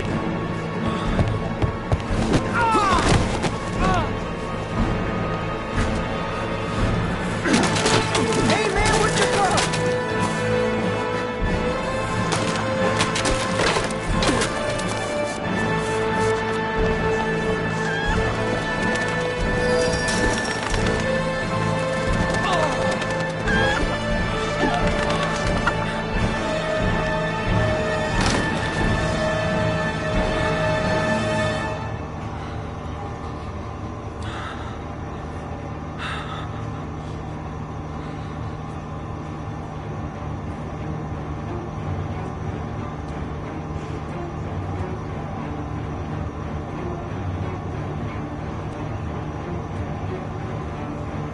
No way he's escaping. I'm gonna get that bastard. Damn place is freezing. My hands are numb.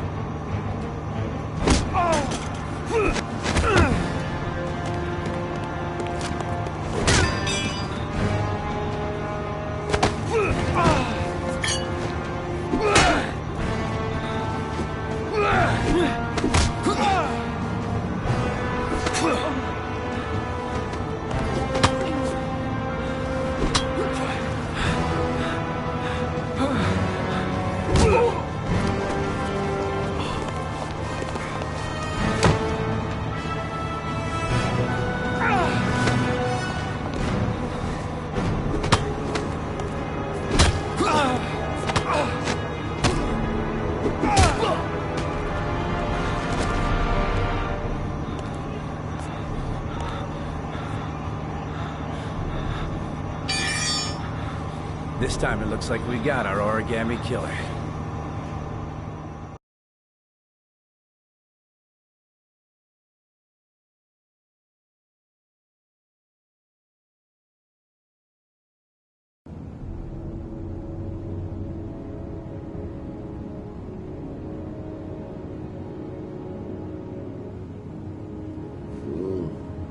No.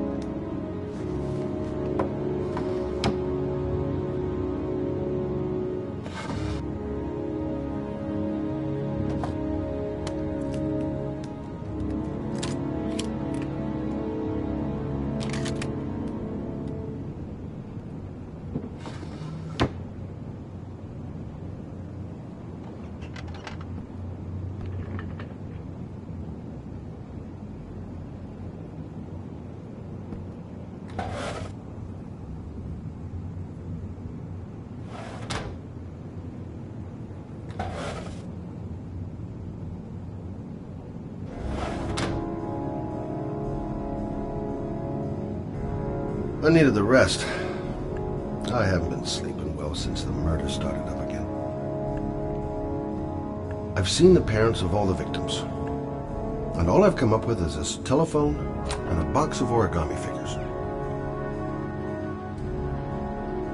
All the newspapers are talking about Sean Mars, the kid who disappeared.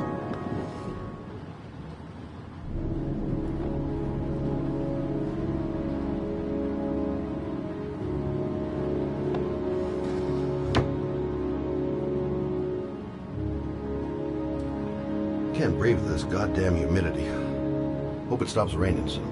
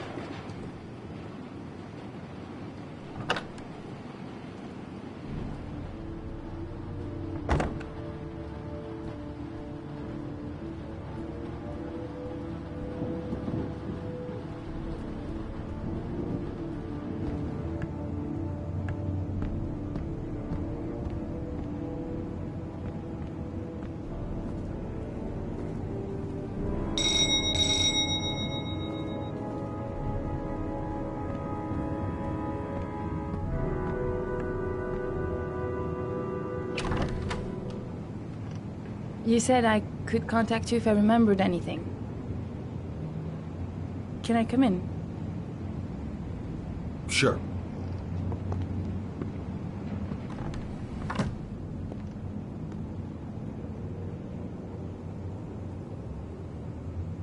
You want a drink? Yes, glass of water, please. Take a seat, I'll get it.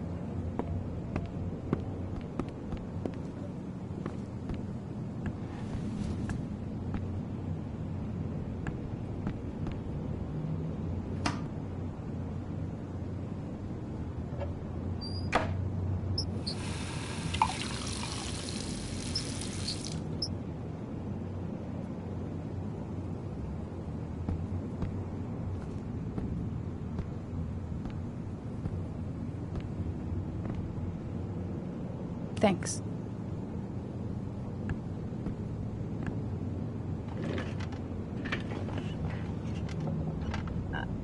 I just remembered something. Maybe it's not important, but a letter arrived in the mail the morning Johnny disappeared. A letter? What kind of a letter? It was addressed to Johnny's father. I don't know what was inside it, but he read it and then he left. That's the last time I saw him. And you think there's a connection between that letter and Johnny's death, is that it? You remember anything else about the letter? Well, I don't know why, but I kept the envelope.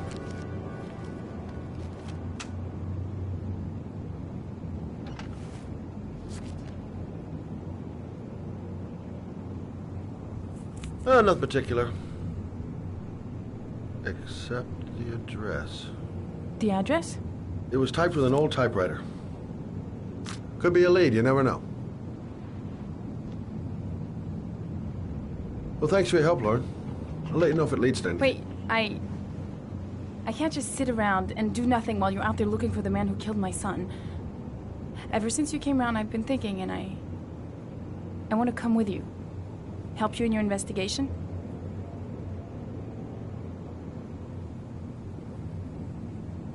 There's nothing you can do to help, Lauren.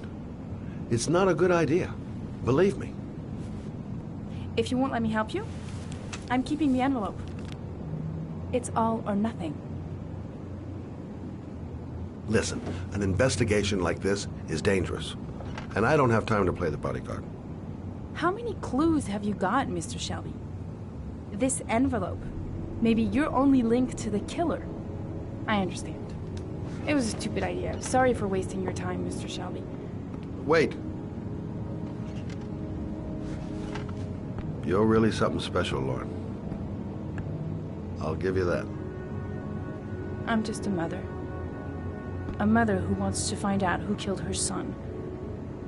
Are we partners?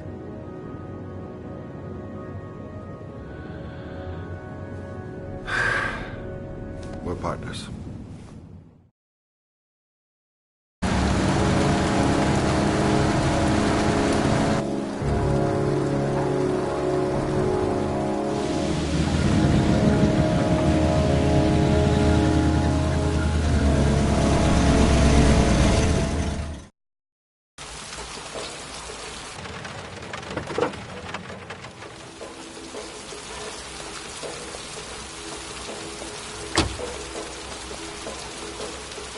Maybe you better stay in the car. We're partners, remember? Wherever you go, I go.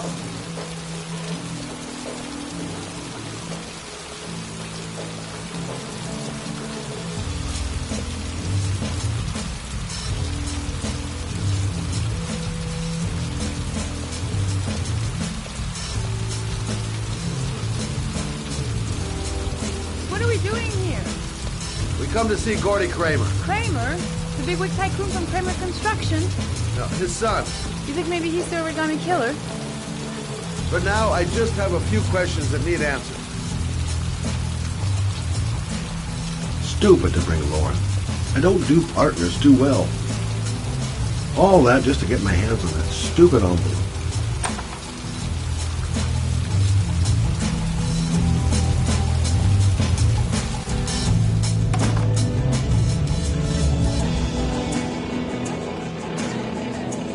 What a joint! Kramer must be loaded. What do you think he paid for all this shiny crap? We'll discuss Kramer's decor another time. Are we gonna be here long? This place gives me the creeps. I'm gonna go find Gordy Kramer. You stay here till I come back. Okay? Okay. Just let me know if you need me.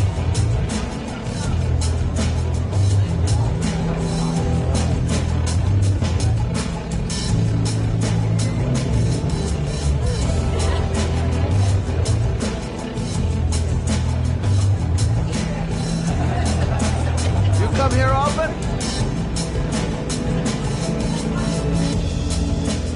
Great party, huh?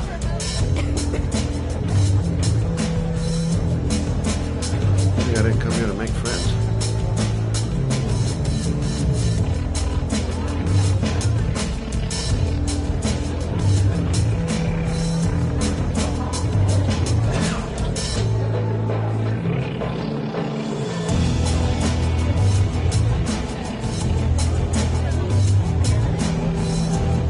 Hi!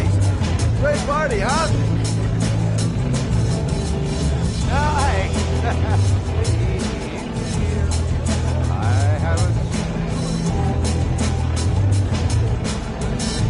Well, let's get better acquainted, pal!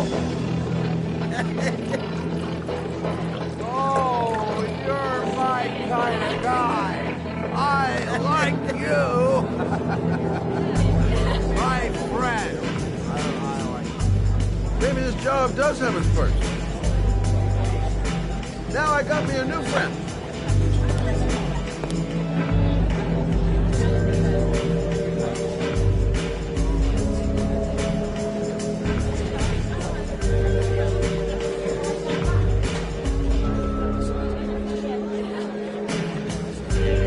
Whiskey straight up, no ice.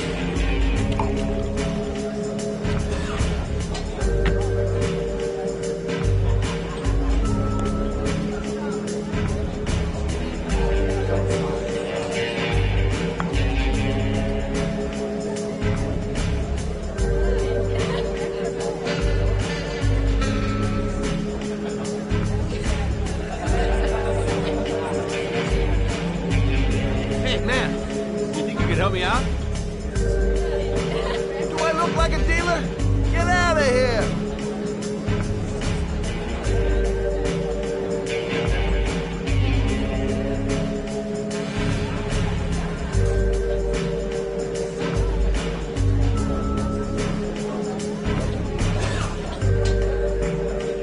Hi, I'm Scott. Music's a little loud, isn't it?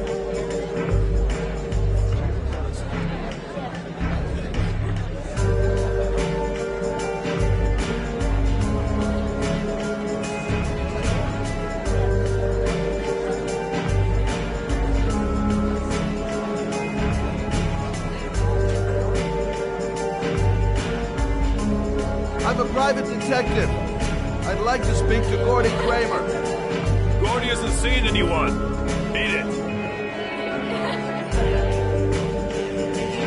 Look, you just tell him that Scott Shelby wants to speak to him. Okay? You're starting to piss me off, man. Now beat it before I get angry.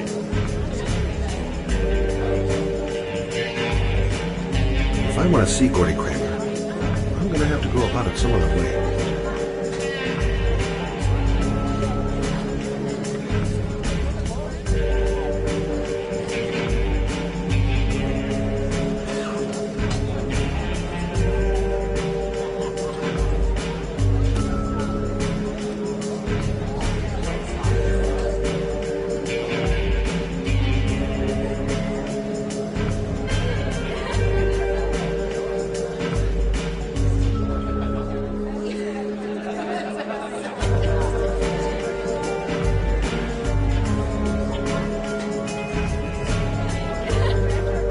Okay, gotta find Gordy Kramer.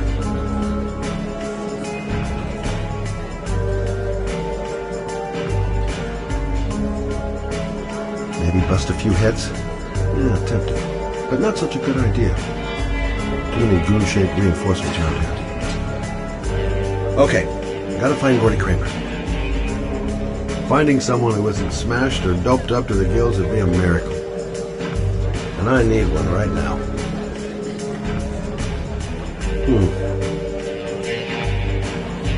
Not gonna be easy to find Gordy behind that big wall of paved gorillas.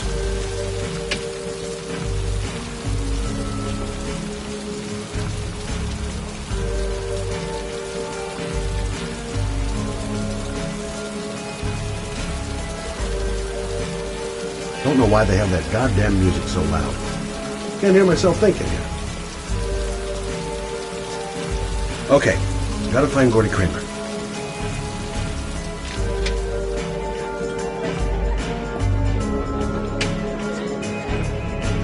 Booze, babes, and coke. Gordy Kramer seems to be quite the party animal. Those two goons and me seeing Gordy don't mix. Gonna have to think of another way to get rid of him.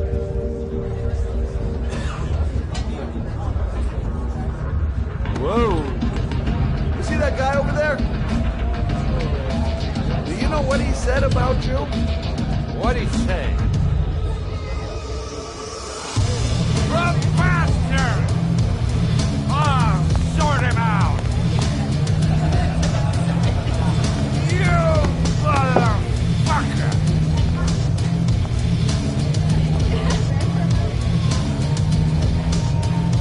Were you talking about my mother, you great monkey in a cheap suit?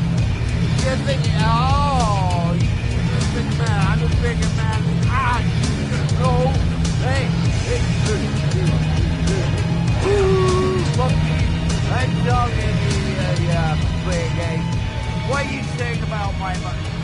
No, you get filed with me, my little friend. And you know who I am?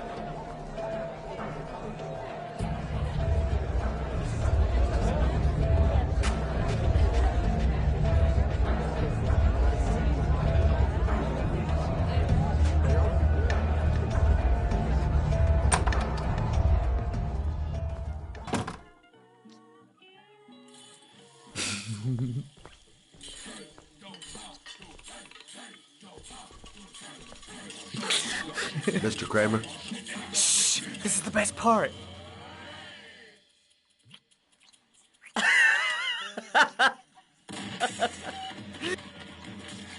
My name is Scott Shelby. I'm a private detective. I'm investigating the case of the Origami Killer. I'd like to ask you a few questions.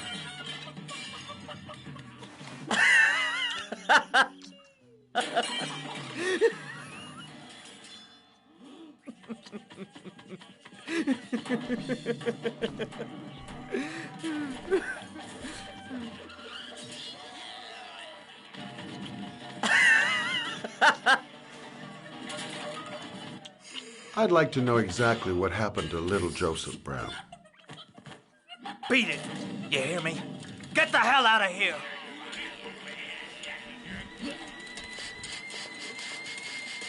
What do you want? A witness saw little Joseph Brown get in the back of your limousine. That was the last time anybody ever saw it. Now, I know you've been arrested and interrogated until your father made a little phone call and the file was closed. I'd like to hear your version of the facts. The kid was lost. I just offered to drive him home. The police arrived, I explained the misunderstanding, and I was released. End of story. Nothing to get excited about, right?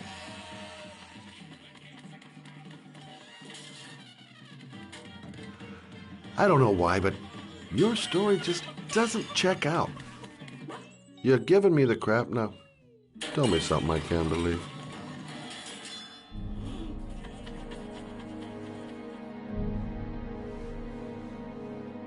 Very well. I'm the origami killer. I get my victims into my car. I drown them in rainwater. Then I dump them on a wasteland with an origami figure in one hand and an orchid on their chest. I do that because I'm bored, Mr. Shelby. And it's a creative and entertaining way of having fun. Is that good enough for you? Or do you want more? This interview is over. Get rid of this clown!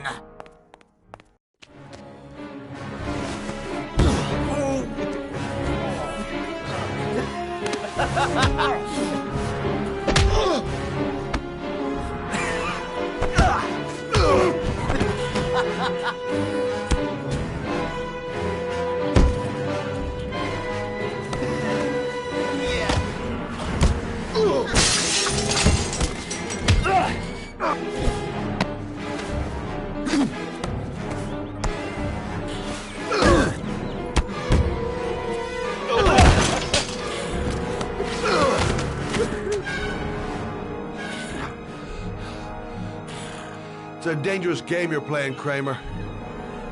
Do you know who my father is? He only has to lift one finger and you won't wake up tomorrow morning. You're the one that should be afraid, Mr. Shelby, not me.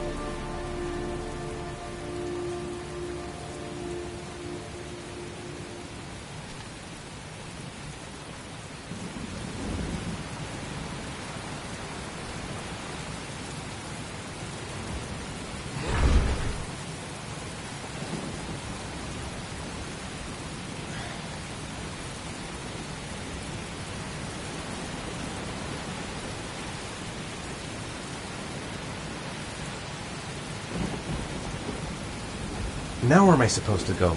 There must be a clue or something. What the hell am I supposed to do here?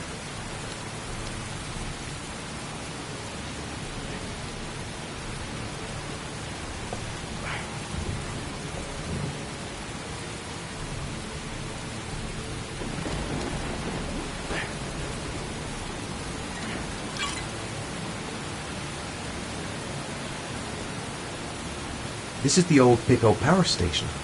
I thought it was abandoned. The origami figure was in the form of a butterfly. So, am I looking for a butterfly?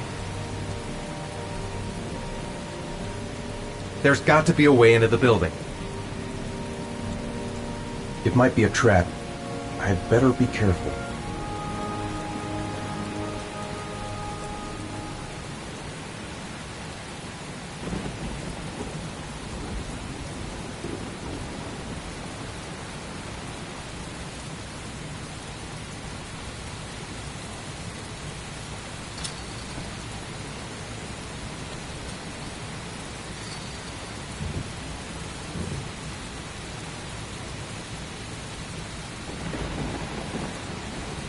Barbed wire. There must be a way through.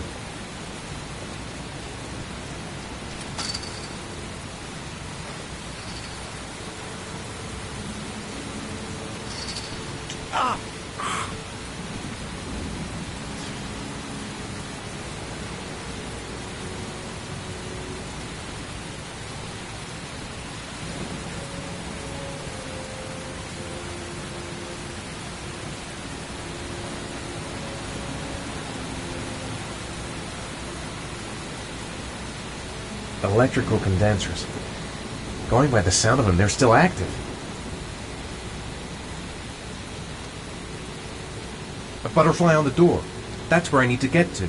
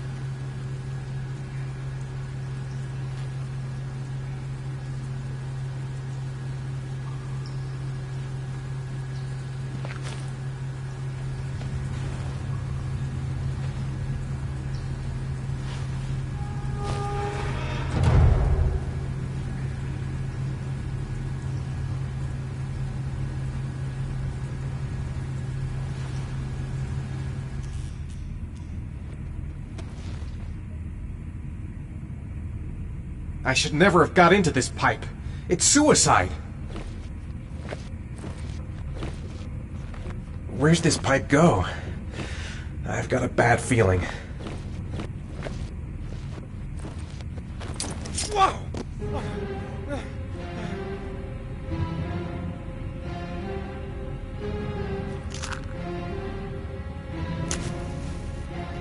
Glass. Broken glass. Sharp as a razor. Impossible to go back. I'm gonna have to crawl through it, slowly, so I don't tear up my arms.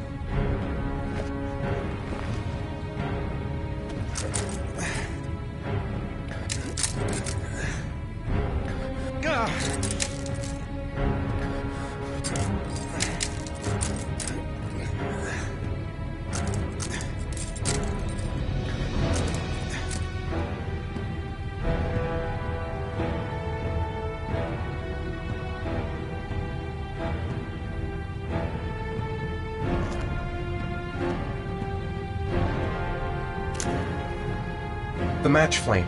It indicates where the fresh air comes from. All I have to do is follow the wind.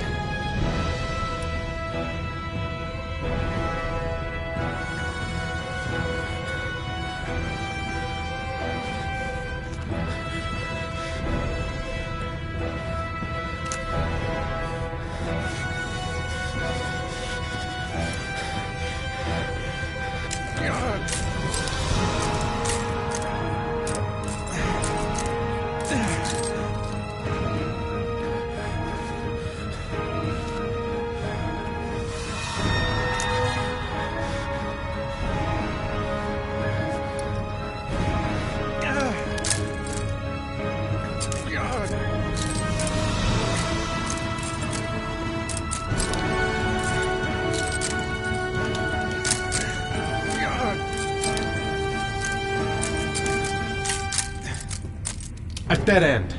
I'm gonna die in here if I don't find a way out soon.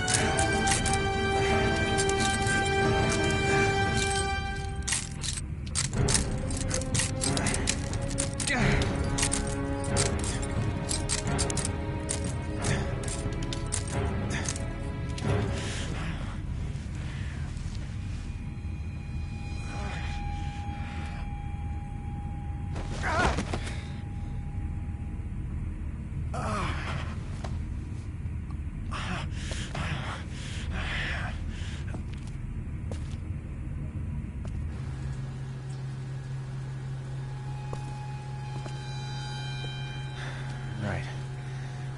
I guess I don't really have any choice.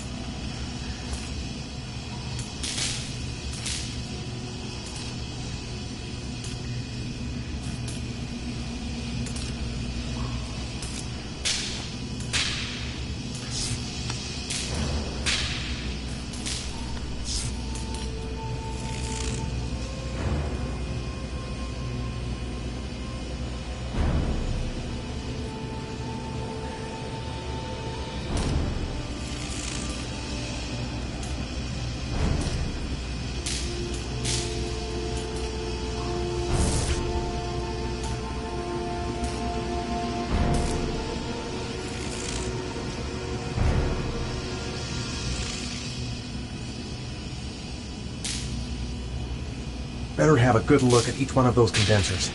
If I choose the right route, I'll have a better chance of coming through this in one piece.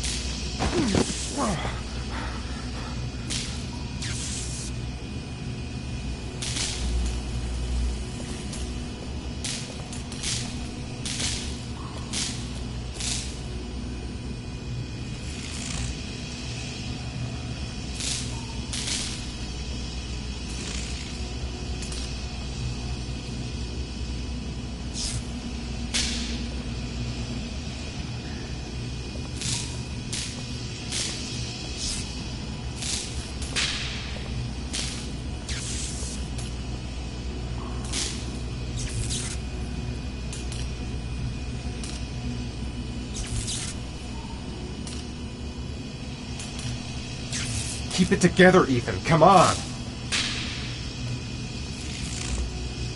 A field of electric condensers. I've got to go through them to reach that butterfly.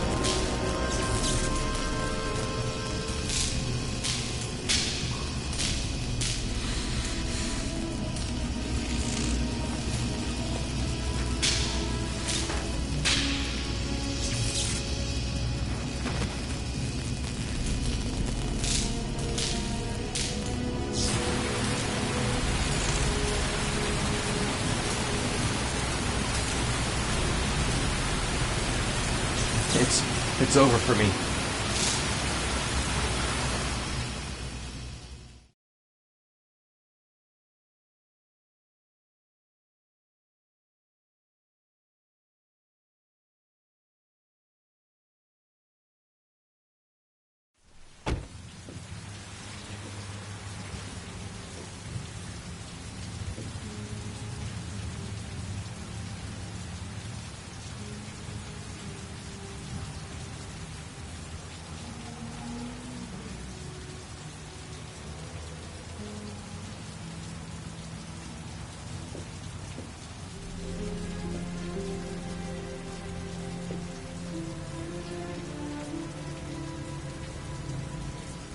Oh my god.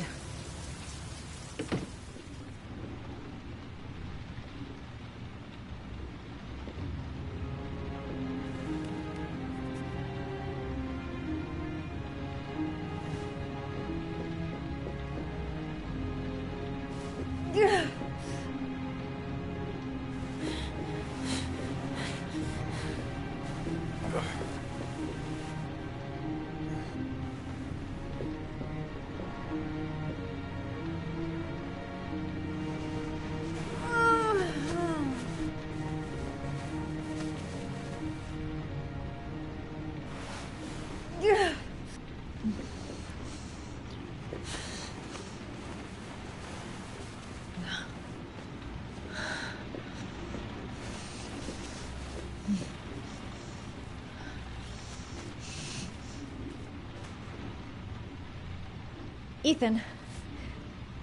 Ethan, can you hear me?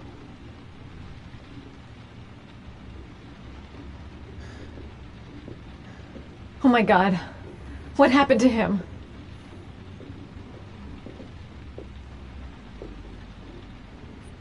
Calm down, girl. There must be something I can do to help him.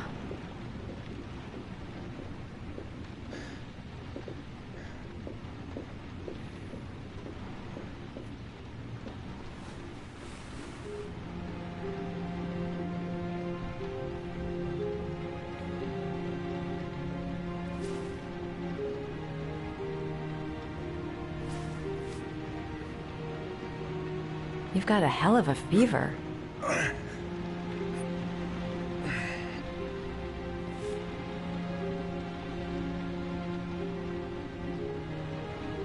Are those burn marks on your chest?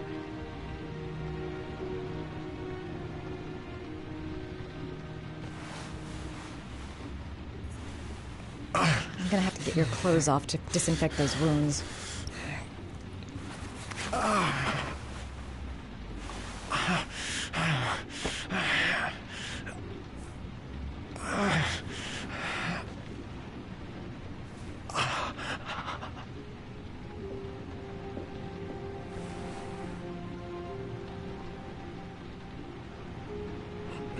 Those are serious burns. I don't know if I can do anything for you.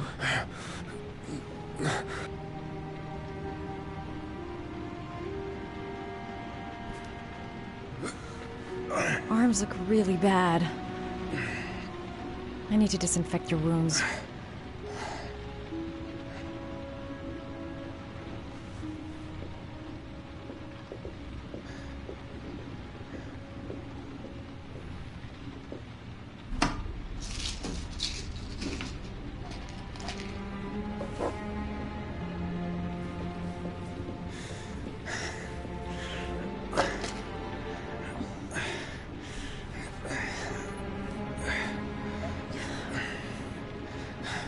I'm no doctor, but I'll do what I can.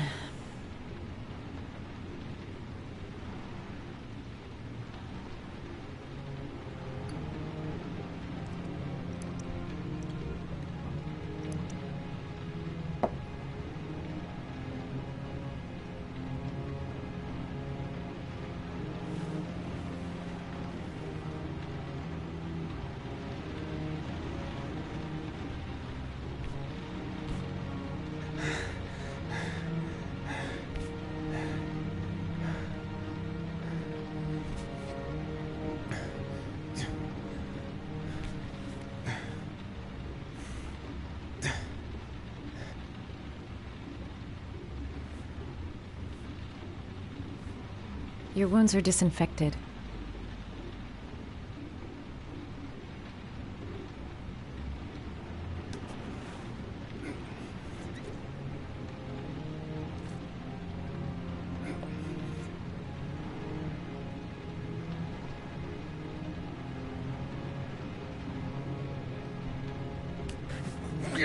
Sorry, I'm stupid. I'm using anti-burn ointments on your cuts.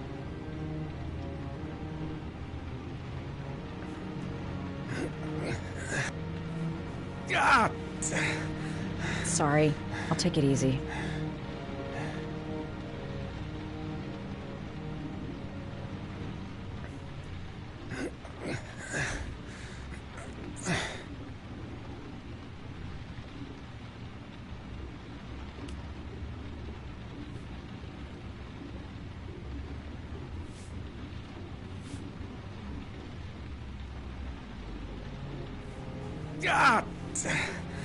Sorry, I'll take it easy.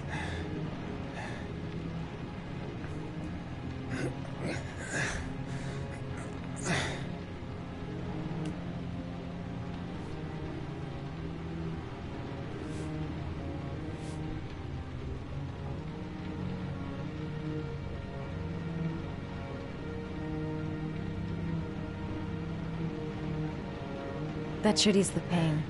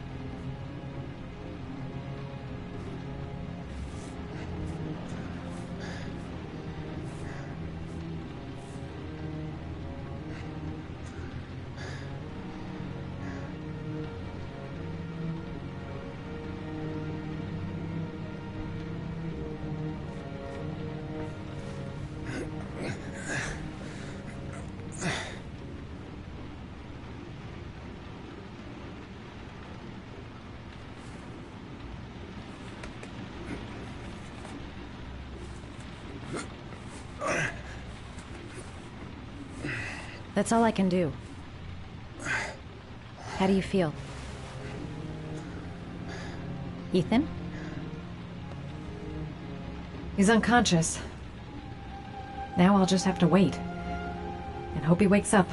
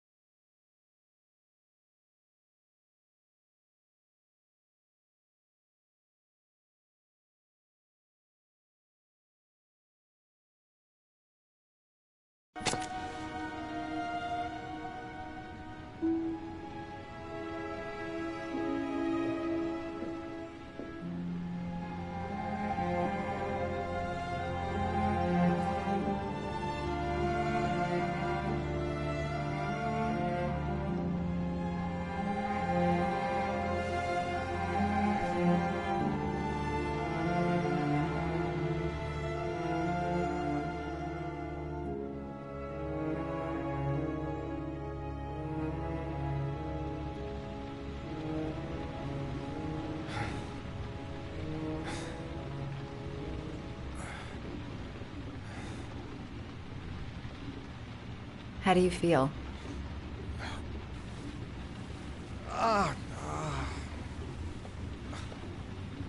I've been better. Was I out for long? About 3 hours. Why the guardian angel act? You don't even know me.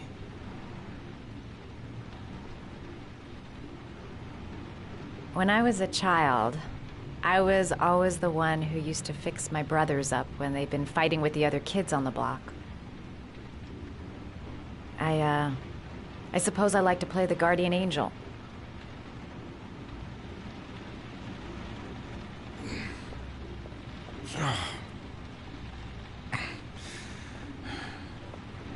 You said you were here because you're an insomniac?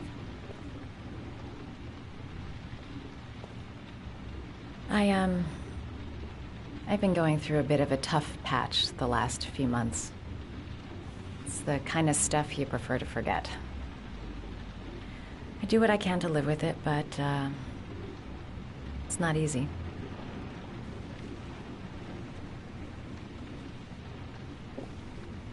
You seem to lead a dangerous life. It's not the one I chose. I'm sorry. I shouldn't be asking you questions. I mean, after all, we hardly know each other. You have no reason to trust me. Listen, I'm truly grateful for your help, but for your own sake, I think it's better if you don't ask any questions. Maybe I could help you. No one can help me. You've already done a lot, Madison. Right. I'm gonna go. Take care.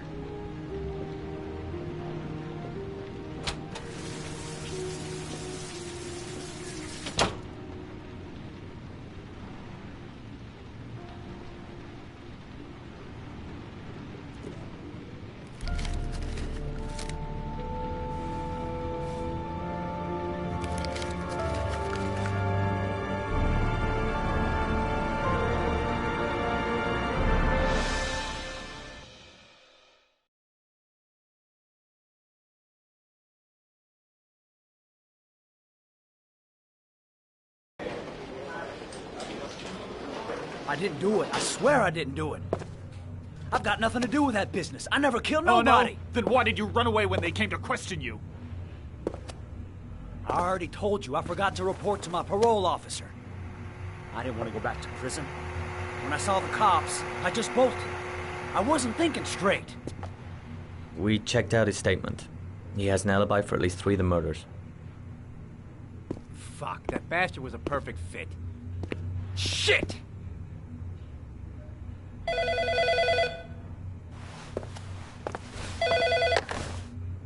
Ash? Okay. Sean Moss's mother's here. She'd like to speak with you.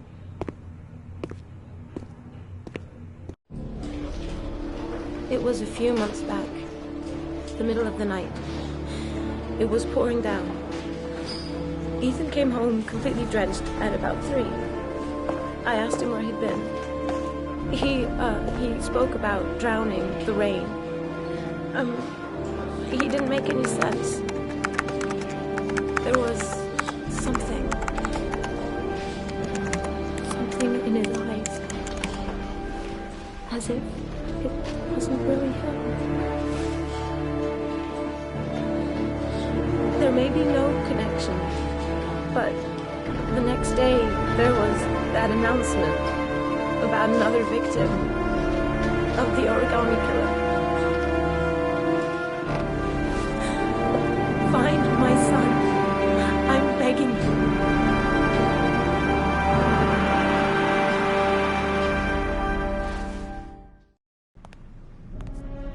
I'm Police Lieutenant Carter Blake, and this is Agent Norman Jaden of the FBI. According to our information, Ethan Mars is one of your patients. We'd like to ask you a few questions about him. I'm sorry, that's impossible. I beg your pardon? I'm bound by an oath of secrecy. Under no circumstances may I discuss my patients. My job is to find Sean Mars alive, and I don't give a damn about any bullshit oath.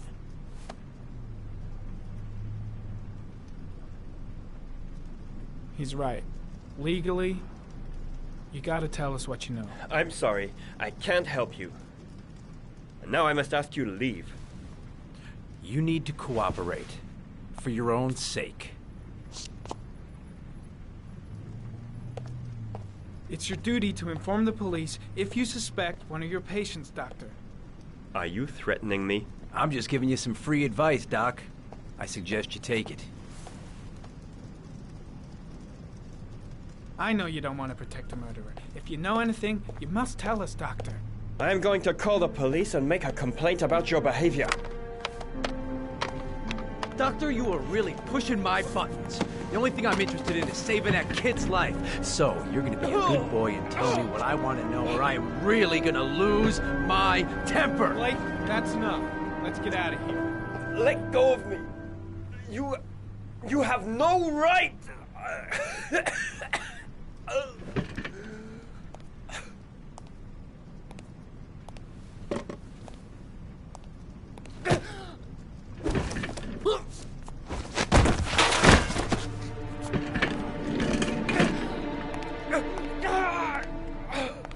Come on, Doc.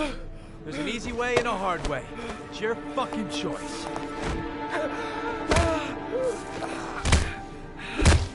You have no right to hit him. I'm saving a kid's life for Christ's sake. If you don't like it, leave.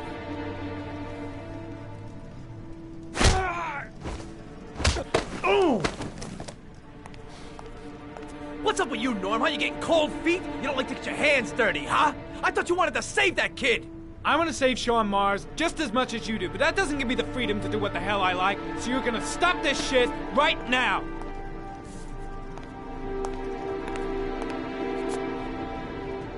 I'll get you for this, Jaden. Don't worry. I will not forget. Ethan Mars has had psychological problems since his first son died.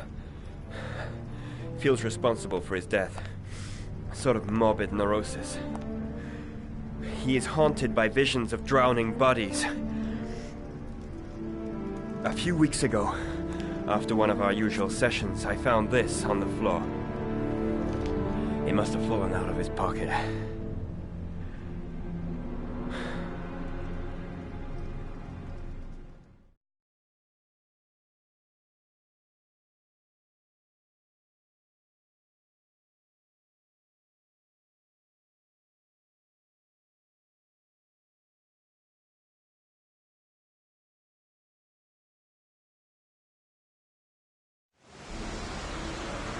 Ash, I want you to assign every available man to finding Ethan Mars. I want a man outside his place day and night. Notify all agencies to start looking for him. I want you to keep an eye on the train stations, the airports, the bus terminals. I want every cop in the city on his ass, so that if he moves, we know about it. Yes, Ethan Mars is the origami killer.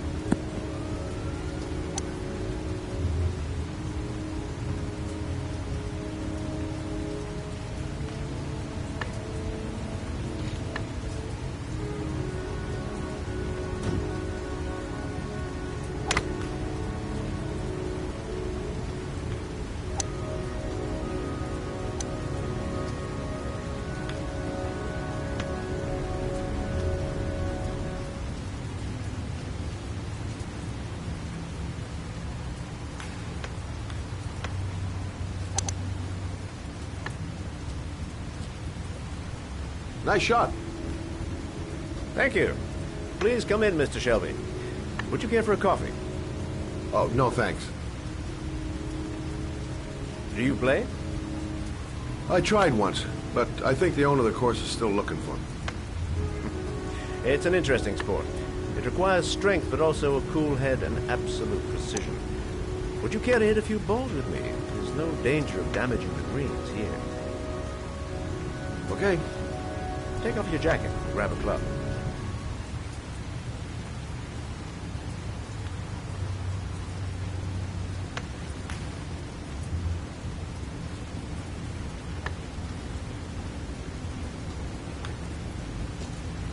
The balls are in that basket.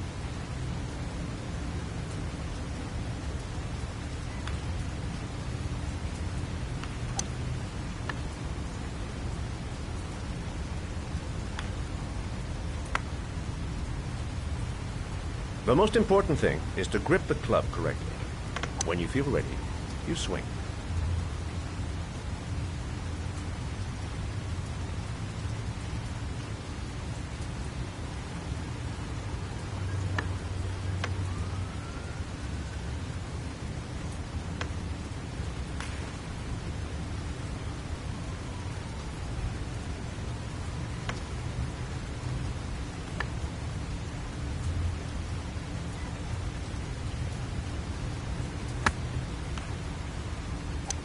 Hell, it's only your first ball.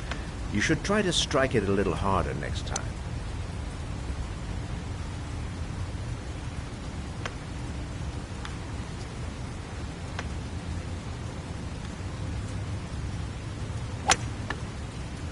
I'm assuming you didn't invite me here just to play golf, Mr. Kramer. I hear you've been asking questions about my son. That's right. I want to know if Gordy is linked to the Origami Killer case in any way.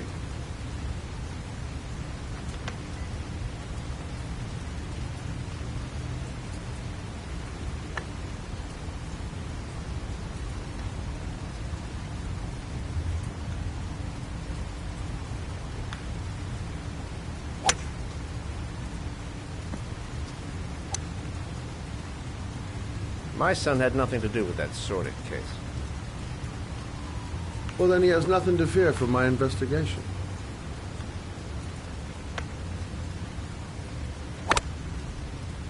You have no business investigating my son. I told you, he had nothing to do with it.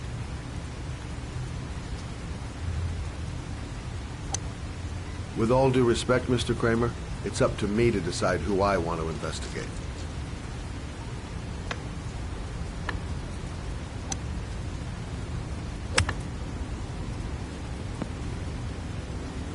I'm an influential man, Mr. Shelby, and I pay very well for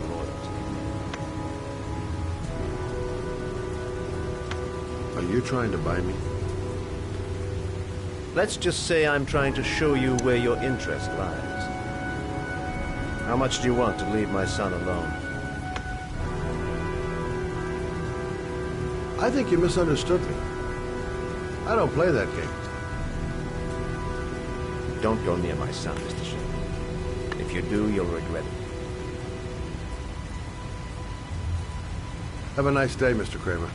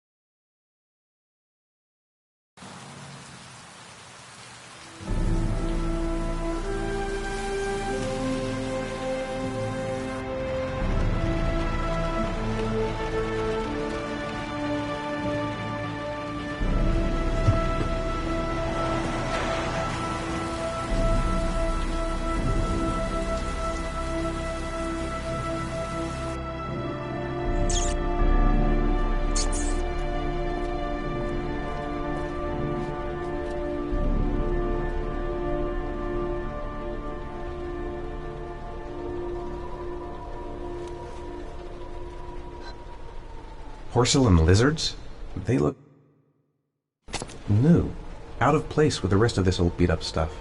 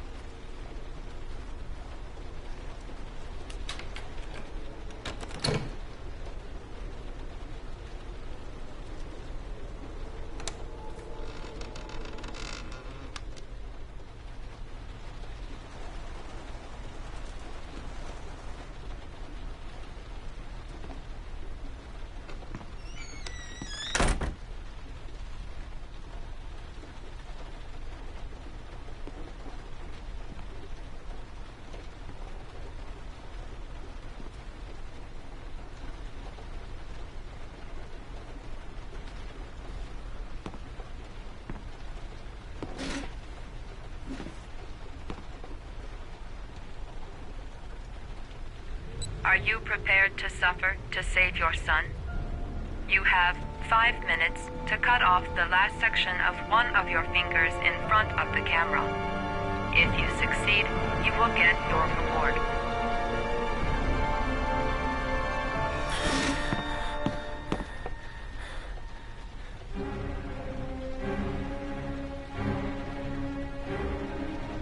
The pain's gonna be intense. Gotta find some way to reduce it.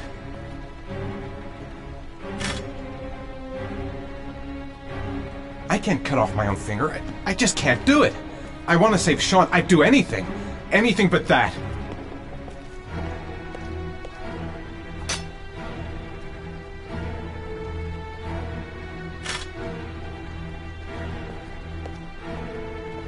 Cut off a finger? No way!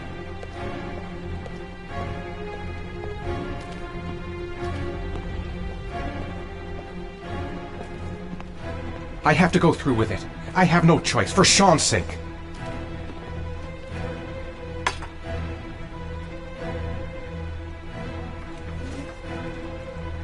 You have 4 minutes and 30 seconds left.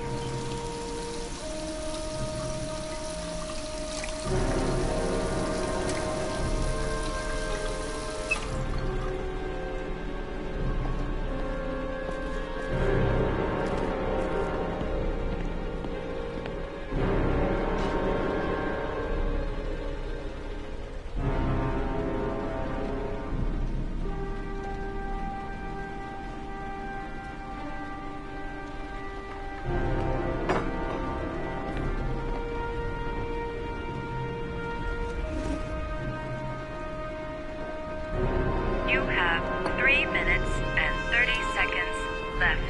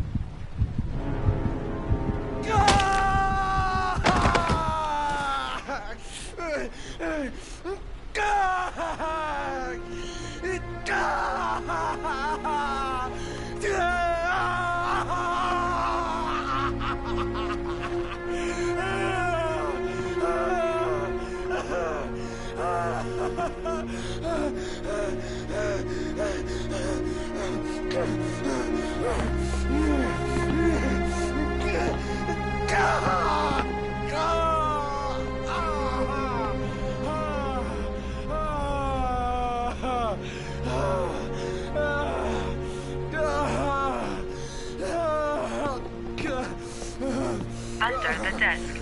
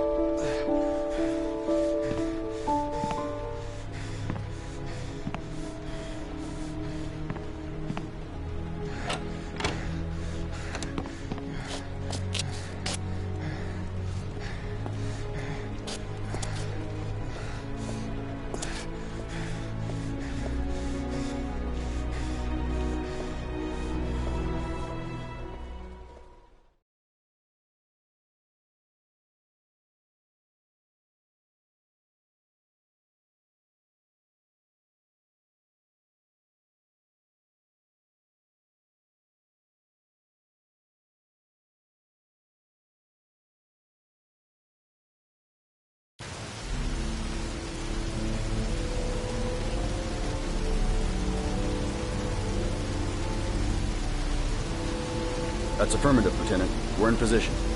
Perfect. Nobody moves until I give this signal. Is that clear?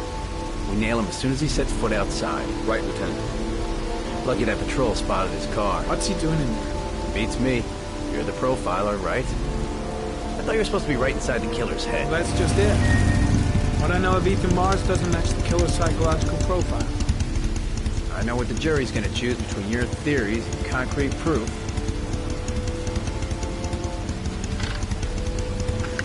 What the fuck is that girl doing there? If Mars comes out now, she's gonna be in trouble. What do we do, Lieutenant? Want to get her out? No, stand down.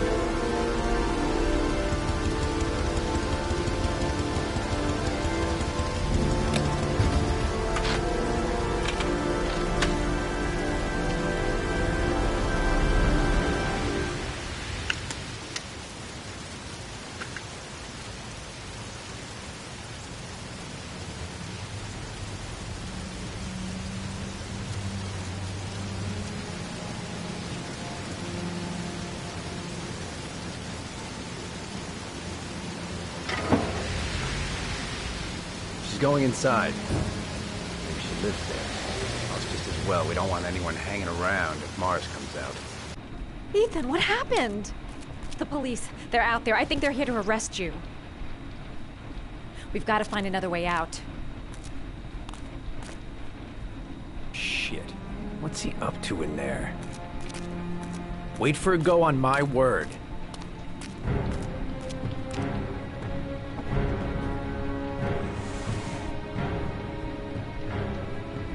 They're still out there.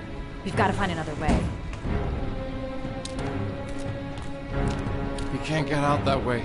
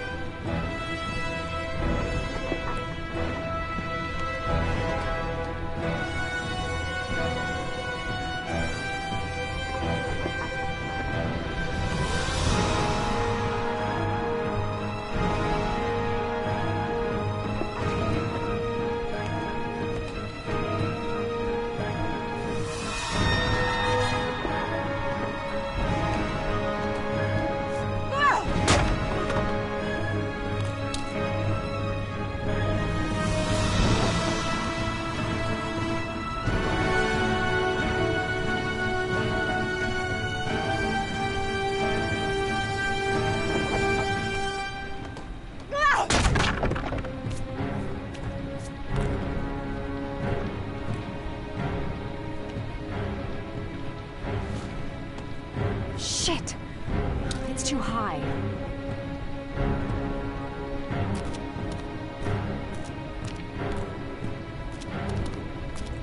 The window's too high. I'll never manage to pull myself up.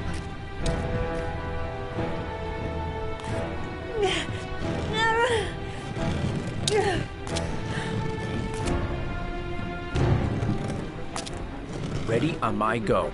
Stay here, Jaden. Out of the question. I'm coming with you. 2 men at the door, hold your positions. It's a go.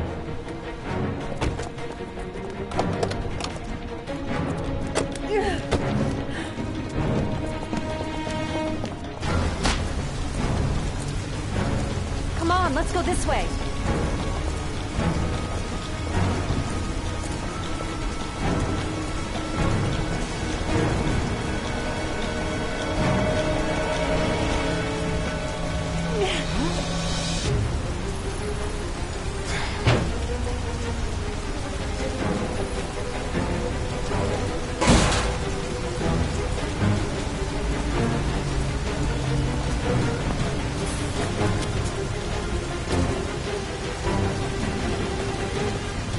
Hey, you, don't move! I'll shoot!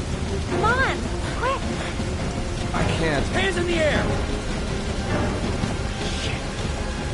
Lieutenant, there's a man and a woman exiting the alley. A woman? Shit! It's that girl who went in! Everybody downstairs! They're in the alley! Follow them! The subway.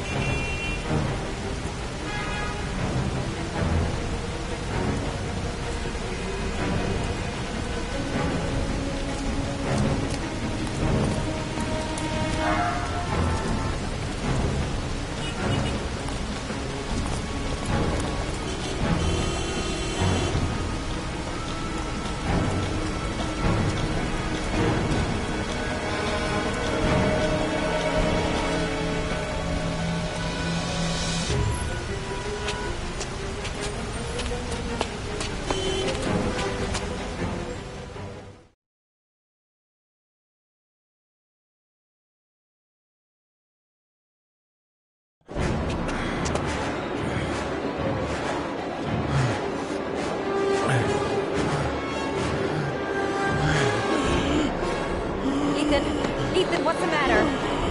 We've got to keep going. Ethan! Ethan, they're coming!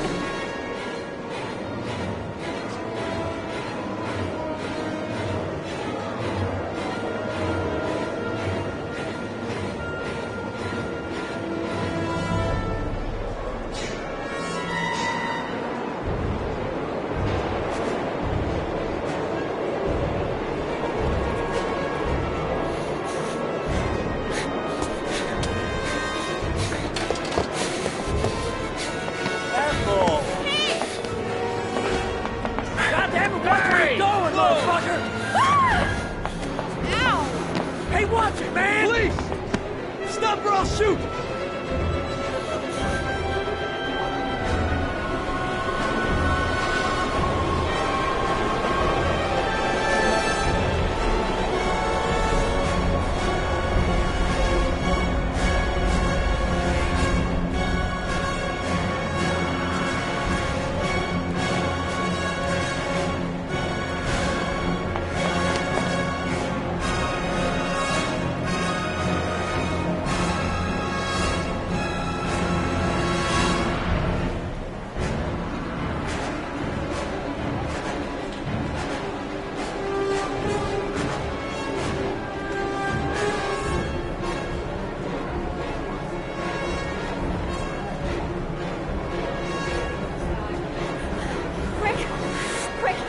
Quick, it's gonna hit us!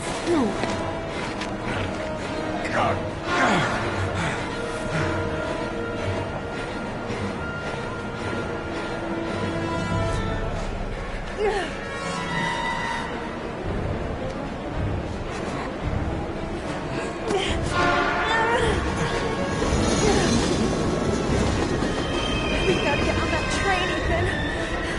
It's our only chance.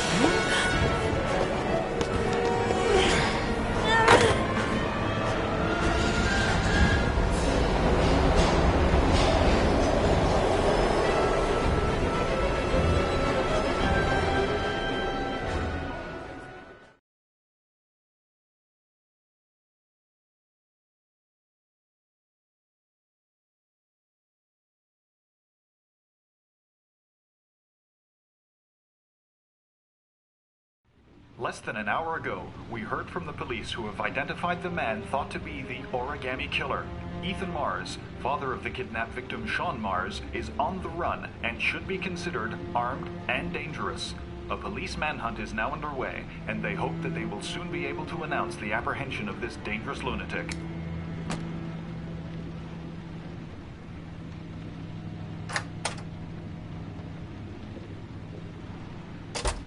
I brought some food. I didn't know what you like, so I brought some of everything. I hope that's okay.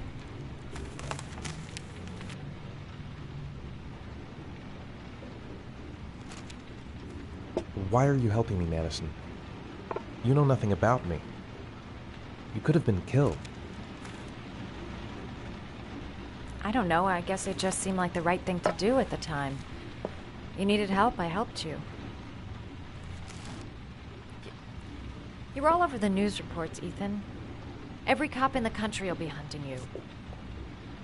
They say you're the origami killer. Is it true? Are you the killer, Ethan?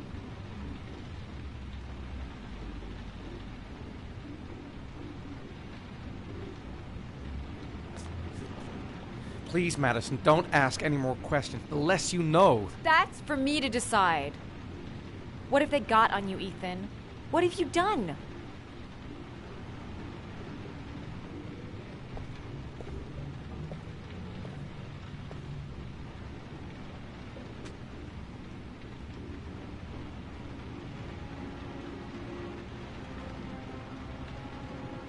I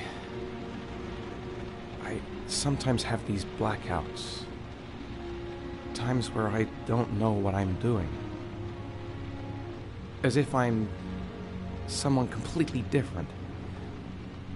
The only thing I remember afterwards is the bodies. The bodies in the water. Why are you hurt, Ethan? Why were you in that apartment? I think my other self is testing my love for Sean. He wants to know if I'd love my son enough to save him. That means there's some part of me that knows where Sean is. But the only way to find him is to go through these trials. Why can't you tell that to the police? And tell them what? That I'm a schizophrenic who drowns his victims and has kidnapped his own son? They'd never let me go, and I have to stay free to save Sean. I have no choice. I'm his only chance. When Sean is out of danger, I'll turn myself in, but not until then.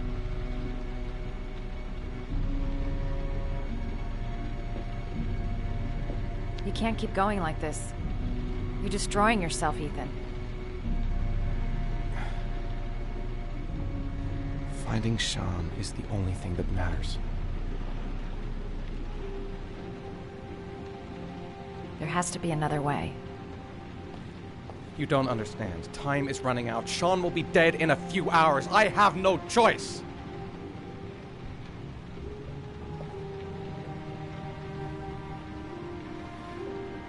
Please, Madison, leave. Forget everything that's happened. There is nothing more you can do for me. If you want to help me, leave. Leave me to do this on my own.